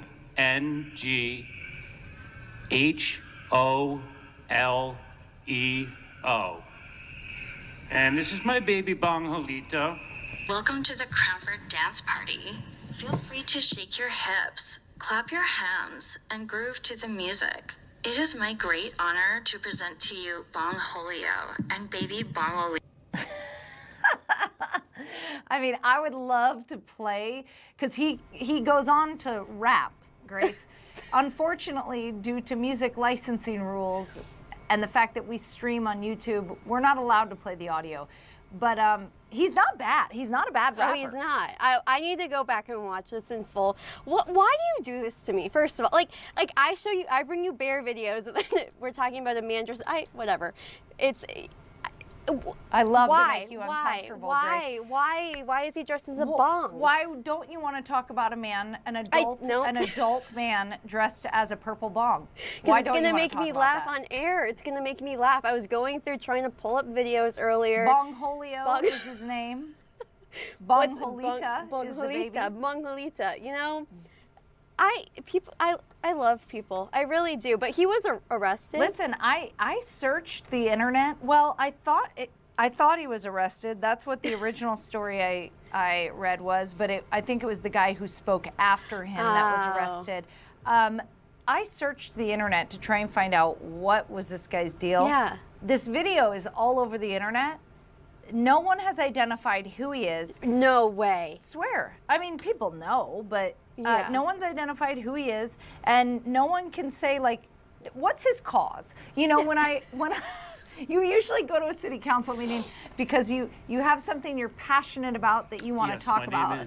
This person doesn't have a cause. At first, when I was alerted to this, when I was alerted to the story originally, Grace, I thought, Well, they're probably talking about opening a cannabis store in town or something. Marijuana, like, yeah. I thought they were talking about marijuana laws. Nope. Nope. I think he just came to dance. And he wanted to show his dance. little bonita. But by the way, I'm currently searching on the internet on my work computer purple bong. So I would like right now to alert the IT department to not flag me because I'm just doing my job. Courtney, look at the people behind him. Look at them. They're like it's like they've seen this before. Like they are completely unfazed. Yes. Like what happens in New Jersey where this is just a normal occurrence? This is just every day? I don't know, but USA Today, TMZ, NewJersey.com, they're all talking about this guy. Yeah. TMZ probably has the deets, Grace, so I'm checking it out. You know, if anybody knows what happened to Bong Holio, it's going to be TMZ. Wow. Everyone wants to know what's up with Bong Holio. Bong Holio, is he the new Batman? Like he's going to become like a cannabis superhero? I don't know. No, nobody knows who he is, but they do say this was not his first appearance at the city meeting. He was kicked out in October 2024 after criticizing the panel. So, all right. I don't know if he was dressed like a marijuana. Yeah, I don't know if he was dressed like paraphernalia last time. Yeah. But this time and by the way, it was a high quality costume. Like, where do you buy that? He must have made it. It looks professionally made. The fact there was also a baby one there, like he had to have made it. Anyways, that's our segment. Wait, what's happening? And hopefully on Monday I'll find something even more uncomfortable for Grace to talk about. On that note, let's take a quick break. We'll be back after this.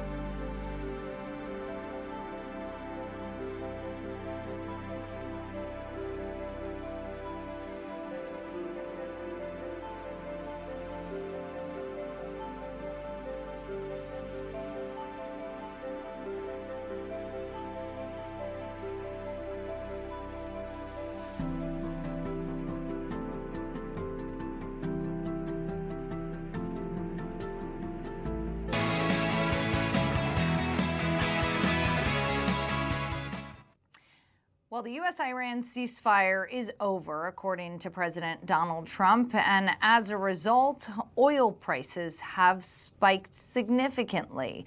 To talk all about this, a University of Minnesota Law School professor and, well, he goes by energy law professor on X, so you can follow him there. James Coleman joins me now. James, thanks for coming on. Absolutely. It's great to talk with you. You know, I don't consider myself an energy expert, so I'm excited for you to help me figure this all out. But talking about oil prices, this doesn't seem unusual that oil prices would surge following the announcement that the ceasefire is off, because obviously there's concerns about the Strait of Hormuz, maybe possibly closing again. But what's going on? Get us up to speed. Yeah, absolutely. So I think the important thing to understand is that the disruption that's happened in markets with the Strait of Hormuz closing over the past months has been the biggest oil disruption that the world has ever seen. And that's because basically about 20 million barrels a day, that's about 20% of our global oil use. We use about 100 million barrels per day, the world does.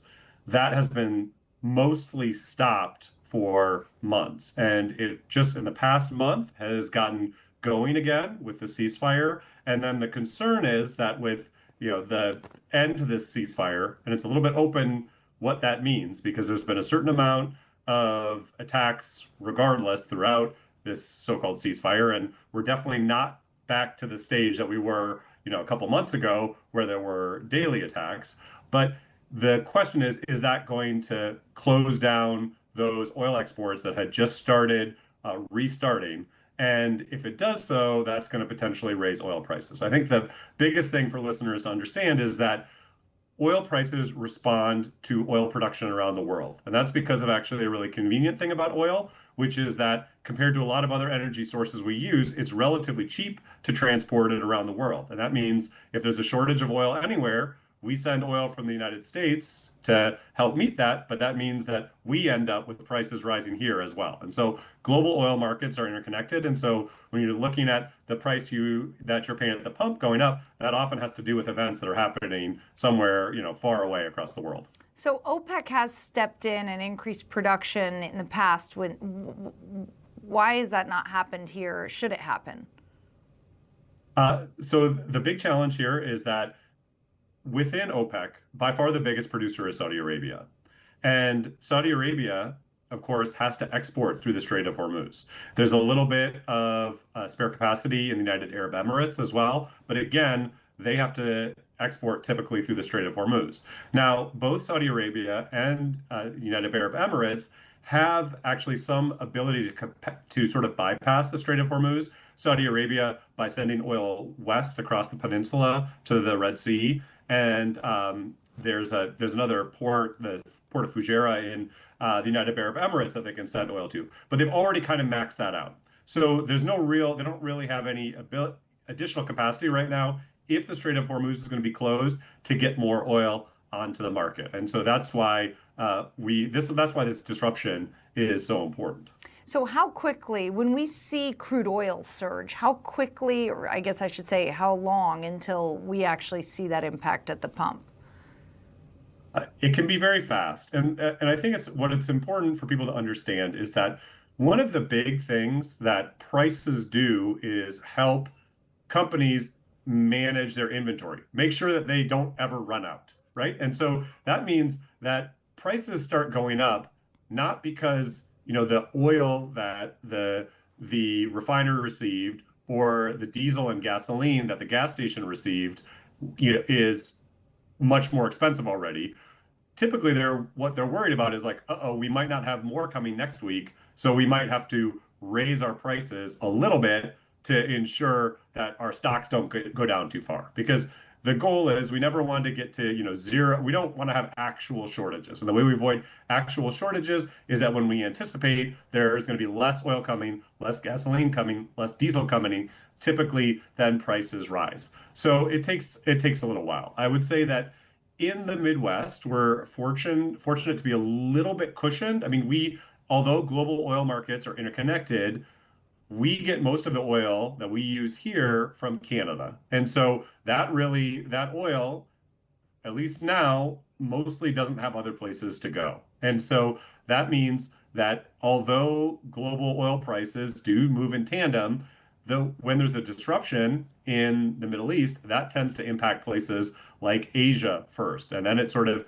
impacts a widening sphere of oil markets around the world, including the U.S. West Coast, which sometimes gets oil from the Middle East, and maybe if you have Europe buying more exports from the U.S., maybe that raises prices here a little bit. So it sort of gradually works its way in across the global economy, but one of the last places it reaches is the U.S. Midwest. So yes, we've seen impacts, but we're a little bit more cushioned than even some other places in the United States. And the United States is more cushioned than many other countries around the world. And what I hear you saying is that the price volatility is not necessarily the actual physical supply shortage. It is Wall Street reacting and that speculative trading. Yeah, I think that's true a little bit, but it's a concern about physical oil shortage. I mean, think about if you're a grocery store selling bread and you realize there's not going to be any bread coming next week, you're gonna have to do something so that you don't sell everything this week. And so it's the same kind of issue in the oil industry, where it's not speculation can have multiple meanings, but if you just mean people betting on prices, it would happen without that. It's to a certain extent, it's supply management. So, James, how long can we go like this with this? There are ships getting through the Strait of Hormuz, but, we've reported on, Iran firing on ships. They are getting some through, but it's not flowing like it once was. So how long can this continue before consumers really, feel the pinch? That is that's a $1 trillion question, and there's a lot of people betting a lot of money on exactly those kind of questions right now, and I'm not one of them. But let me put it this way,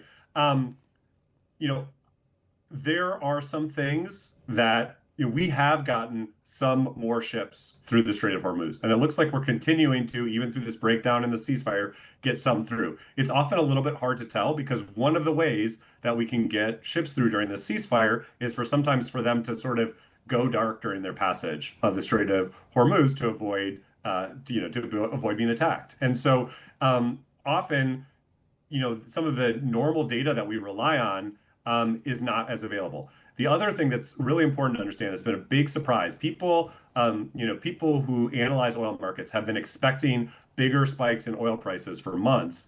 And one of the big reasons that hasn't happened is that China is the world's biggest oil importer, and it's basically cut its imports in half. And many would ask, how could they possibly do that? Well, I think what everybody's come to understand is they clearly have very large reserves of oil that they don't disclose to anyone, right? That we have a strategic petroleum reserve. We know how much oil is in it. Most other countries that have big strategic petroleum reserves, you can see how much oil is in it. That's not the case with China. So it's very opaque. We don't know exactly how much oil they have stored. We don't know if they can keep doing this for months, or we don't know if they're going to stop tomorrow. And so that part of it really is very uncertain. So we have a lot of uncertainty about how many ships will keep getting out of the Strait of Hormuz, and about how much, whether China is going to keep not importing so much oil. If we keep getting ships out of the Strait of Hormuz and China keeps not importing that much oil, we may be able to get through this. If the Strait of Hormuz really does a hard shutdown, which is where we were a couple months ago, or if China says, you know what, we have run through our stores, we need to keep importing oil again, then prices could go up very quickly. So there's a huge amount of uncertainty. And yeah, I'm happy to talk about the uncertainty, but I'm not prepared to predict which way that's going to go. Okay. Can domestic shale producers rapidly increase production to offset these disruptions in the Middle East, or is that not possible? They can, and it depends what you mean by rapid. So typically, the fastest oil that comes on the market is from strategic stores. And we've talked the U.S. and other members of the International Energy Agency, including countries in Europe, Japan, et cetera, has released more oil than anyone from strategic stores. That's the fastest way to get oil on the market. The second fastest is countries with spare capacity, like Saudi Arabia, the United Arab Emirates, that are unusual in that they don't produce as much as they could normally. So those countries could put a lot of oil on the market, but as we've talked about, they have to use the Strait of Hormuz mostly, and their alternative methods of getting oil to market are already maxed out. And so then your third best option is actually new production at really new wells, not wells that you've been purposely holding back. Of new production options, yes, U.S. shale is probably the best, but we're still typically talking about months of reaction time, not weeks. And you get more reaction over years. So that is fast on the level of oil production, because doing, a new offshore well, in the Atlantic or in the Gulf of Mexico, or new oil production in Canada, those are often projects that take 10 years to develop. So U.S. shale is relatively fast, but still, it's not going to save us from a problem next month. Well, and this might be in the same vein. You might have a similar answer, but could this geopolitical crisis accelerate investment in renewables? It will. Every time that there are higher energy prices, that undoubtedly helps renewables. I will say, though, I mean, there's a couple challenges for renewables as well. We get a lot of minerals, and we get a lot of critical parts of supply chains out of the Strait of Hormuz as well. It could be, helium or other ones. And so there's going to be problems across supply chains, and those will in some ways impact renewable markets. The other thing is that one of the world's biggest natural gas exporters is Qatar, which is also having difficulty getting its liquefied natural gas to markets. And there's a lot of places that, unlike the US, we produce a lot of our own natural gas here, but there's a lot of places that are trying to rely on a mix of new renewables with natural gas to back it up when the sun isn't shining and the wind isn't blowing. And to the extent that they're not able to receive that natural gas, often they'll say, you know what? We'd love to go to renewables and natural gas, but we can't depend on the natural gas. And so we're going to use coal because coal is just always on. And so we've seen a little bit of that dynamic as well. But I think there are both advantages and disadvantages for renewables. But I would say at a basic level, anytime electricity prices go up, anybody that can produce electricity, it's good news for them. And that would apply to nuclear or renewables. Mm-hmm. If there's anything that our viewers should take away from what's going on this week, what would it be? Well, I think it's important to try and sort of, there's two options here. You can get very, very interested in global energy policy. And I would encourage you all to do that because I love it. I think it's fun. And, one of the realities of those global energy prices is because it depends on so many things around the world, you get to learn a lot about the rest of the world. On the other hand, I do think that, some of the sort of vacillation and changes that we're seeing, week by week, maybe it's easy to get an exaggerated idea of how many things are changing because, we never went to exactly zero shipping out of the Strait of Hormuz. And now we're not back to 100%. And so these things change week by week. And so I would just expect continued uncertainty there. And, and I think that, it's probably, it's maybe good for your intellectual interest to look on it, but I don't think you can time the market in terms of when you go buy gasoline or diesel. A lot of things may change over the future. And I think probably, following the usual sensible practices that you do to limit your fuel costs will probably serve you well here as well. Wonderful. Great advice. James Coleman with the University of Minnesota Law School. You can find him on X, Energy Law Prof. James, you are full of knowledge. I really appreciate you joining the show. Thanks so much. It's wonderful talking with you. All right, we're going to go to a quick break. We'll be back after this.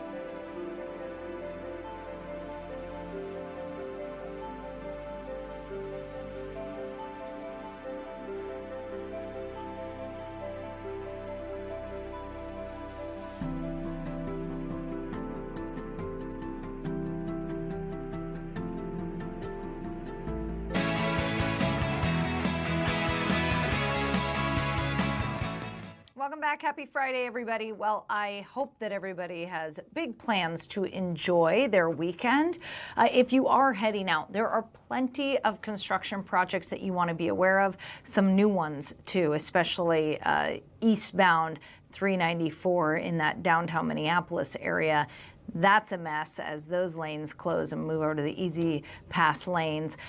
Lauren Andrigo has your full traffic report. Take it away, Lauren.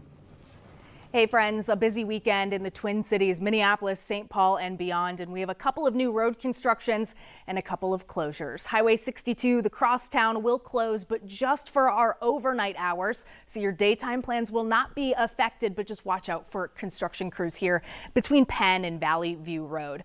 Overnight Friday into Saturday morning, all lanes of 62 will shut down between Highway 100 and 35W. 494 is going to be your detour around this. Saturday morning, all lanes will open up, but then Saturday night into Sunday morning, we will lose the westbound lanes between 77 and Highway 100. Most crews will be right here around Valley View Road, where they're working on replacing the pedestrian bridge over 62. By Sunday morning, we will have all lanes open for the rest of the weekend. Heading down to the southeast metro, Apple Valley, Eagan, Bloomington, watch out for road work on Highway 77. Crews have begun work repaving the highway and also working on about a dozen different bridges between 494 and 35E. So this weekend, all of the northbound lanes will be closed all weekend between 35E and Eagan and Old Shakopee Road, starting 9 o'clock on Friday until 5 a.m. on Monday. Your detour is very simple. You'll take 35E north to 494 west, and 77 should be open by our morning commute on Monday. Well, Grace Henry, you had to drive downtown yesterday to see Wicked. Wicked returns to the Orpheum. It's in Minneapolis for its 7th time, one of the most popular Broadway shows to come to the Twin Cities. And you encountered that big 394 eastbound closure. Yeah, I did. I was a little bit surprised because I was fully expecting it to be completely shut down. But I, took Highway 100 and got onto 394. It took you over on the Easy Pass lanes, which have been closed since the beginning of time, I think. No, I don't know. Since the beginning of time, truly. I've never seen anyone driving in those lanes. No, literally. I was like, oh, am I doing the right thing here? But it was open. That's where my Apple Maps took That is me. the detour, is the Easy Pass lanes. Yep, and I will say what Highway 100 was pretty backed up. Getting onto 394 was probably about 10 minutes from exit to exit. It was standstill, but then once I was on 394, it was quick, 5 minutes into downtown Minneapolis. Okay, so not so bad according to Grace Henry. There you go. How was Wicked, by the way? Wicked was fantastic. Fantastic as always. Yep, it'll be running through, I think, until August 9th, around then. But yeah, it was great. It's a great musical if you've never seen a musical to start with. I mean, the music, the costumes, the dancing, everything was phenomenal. And it was really good. It's great all the time. I highly recommend people go and get tickets. All right, playing at the Orpheum right now. So we talked about this earlier with Pierre, but what do you think about Norway's Erling Haaland? He's taking over the internet in America, Grace. He's been a star in Europe for years, but he's really flooding my social media feed right now. Oh, yeah. He is on my TikTok every other video, I swear. I mean, he's just, I think, he's very unique, and there's always the debate if people think he's attractive or if he doesn't, and I don't know, he's just one of one. Like, he really is one of one. I think he's kind of captured the way that the World Cup, Americans or Europeans are enthralled by American culture. We're kind of getting into other countries' culture, and apparently Norway's culture is just Erling Haaland, however you say his That last is all name. that we know about That's all we Norway's know. culture, That's all we know. We know that this guy is 6'4". He kind of looks like a Viking. He, I don't know. He's really goofy on social media, goofy. but it's like he's not trying, and I think that's what's made him so endearing to Americans. He's just being himself, but it's goofy as heck, and we're entertained by it. And he's darn good at soccer. And he's football. very, very good at soccer. Yep. And by the way, if you Google his name right now, you will get a little Easter egg, a little treat. You'll see some really Viking. cute. You'll see some Viking rowers pop up on the bottom of your homepage if you Google his name. So, and then he also has a viral song. You about told him. me this today, and I had no idea. It's very catchy. I won't start singing it No. because it's very catchy, but apparently, well, I don't know if these are two different things, but he recorded a rap song with his high school friends that DJ Kygo, he's a big time DJ, DJ Kygo uncovered this song on Spotify or whatever, and he remixed it. Oh, I love it. Now it's giving it the song a second life online. But there's also a song all about him that's very catchy. It kind of sounds like something that would be like in a kid's show. It's super like, and lots of people are dancing to it online. So anyway. I'm on Spotify looking at it right now, and on Spotify it has over 28 million streams. So it is called Holland, ha ha ha. If you want to listen to it after, there's also a Erling Haaland playlist with a bunch of just random songs on there. The Teletubbies theme songs on there. Smooth Criminal by Michael Jackson is on there. Under Pressure, Payphone by Maroon 5. Why not? Why not? I love it. Maybe these are all songs that he's like posted on his social media that he's like danced to or something. I don't know. Yeah. But yeah, he's led Norway to its first World Cup quarterfinal in decades, including a stunning upset of Brazil. So his goal scoring has made him quite popular, but so has his social media presence. People are endeared by him. I saw an interview with him today or yesterday where the media asked him about how he's gone viral in America and his reaction to it. And he was very humble. He said, I think it's great. And he said, I love the American people. I've loved being in America. I love the venues, our training facilities. He said he's just been so impressed with the United States. So he is happy that for the Americans to gawk over him, I guess. I don't know. Yeah, I mean, his social media it's funny. It's funny. It's very Gen Z-esque humor. I think he is a Gen Zer, so it makes sense. Yeah, he's 20-something. So in other news today, we've been talking about this all afternoon, but Cheryl Reeve, the coach of the Lynx, has been named as the All-Star coach. So she will be the head coach for this month's All-Star game in Chicago. This comes on the heels of her becoming the winningest coach in WNBA history. Just a couple nights ago, she got her 380th win, making history in the league. Cheryl Reeve addressed the media earlier today. Take a listen. It's been remarkable to watch you up close, but as you celebrate this moment, and when we saw you walk into that locker room with the players, what did that mean to you? I mean, it's obviously a lot of years, but this group, we were celebrating a moment that we had together in our journey and trying to win another game, and then obviously I kind of forgot, that. Suddenly there was confetti, et cetera, and the best party I've ever been to. So that was really exciting. It was lit. I ate all the way down, so it was great. Everyone kind of sees the 380 wins, but what are a couple of moments perhaps you can share with us that we didn't see that got you to this moment? I think it's days like today at practice that people think that, when you have success of championships and wins, et cetera, that there's not, those trials and tribulations along the way. And so that's what makes the days like today so special. That we're celebrating something of this magnitude, but I know what went into it day by day. It's never as easy as these players make it look. And I just appreciate being on the journey with these guys and sharing this special moment with all the special people here today. We know what you've done for the Minnesota Lynx, but you've also had a huge impact on the WNBA itself.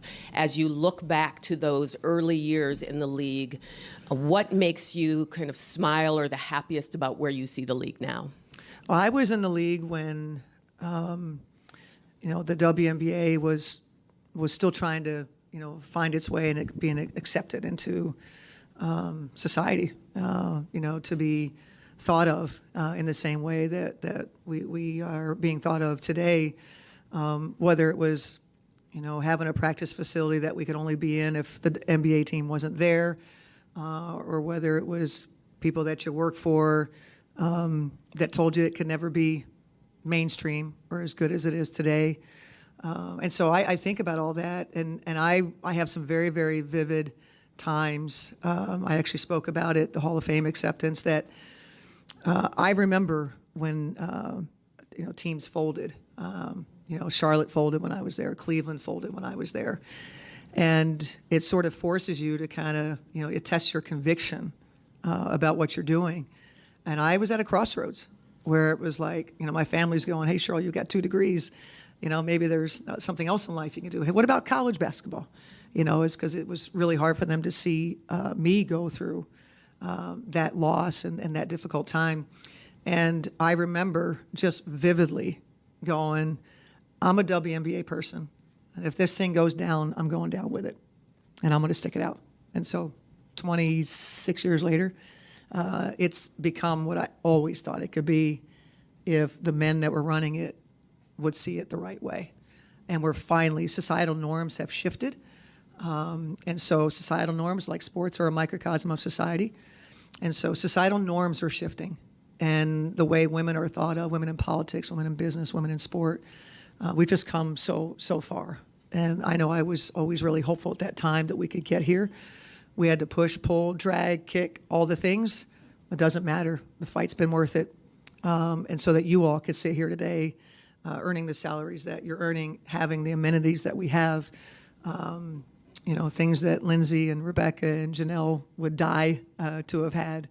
And so, yeah, that's what I think of. I think of those tough moments that your conviction is tested. And this has been worth every second of it. The WNBA is like,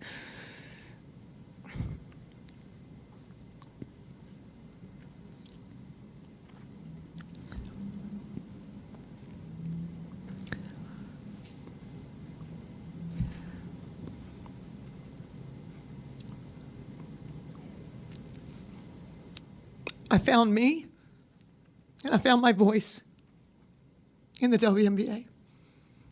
And this is incredibly special for me today here. And I appreciate all of you. When you're older like me, and you go through, some of the things along the way,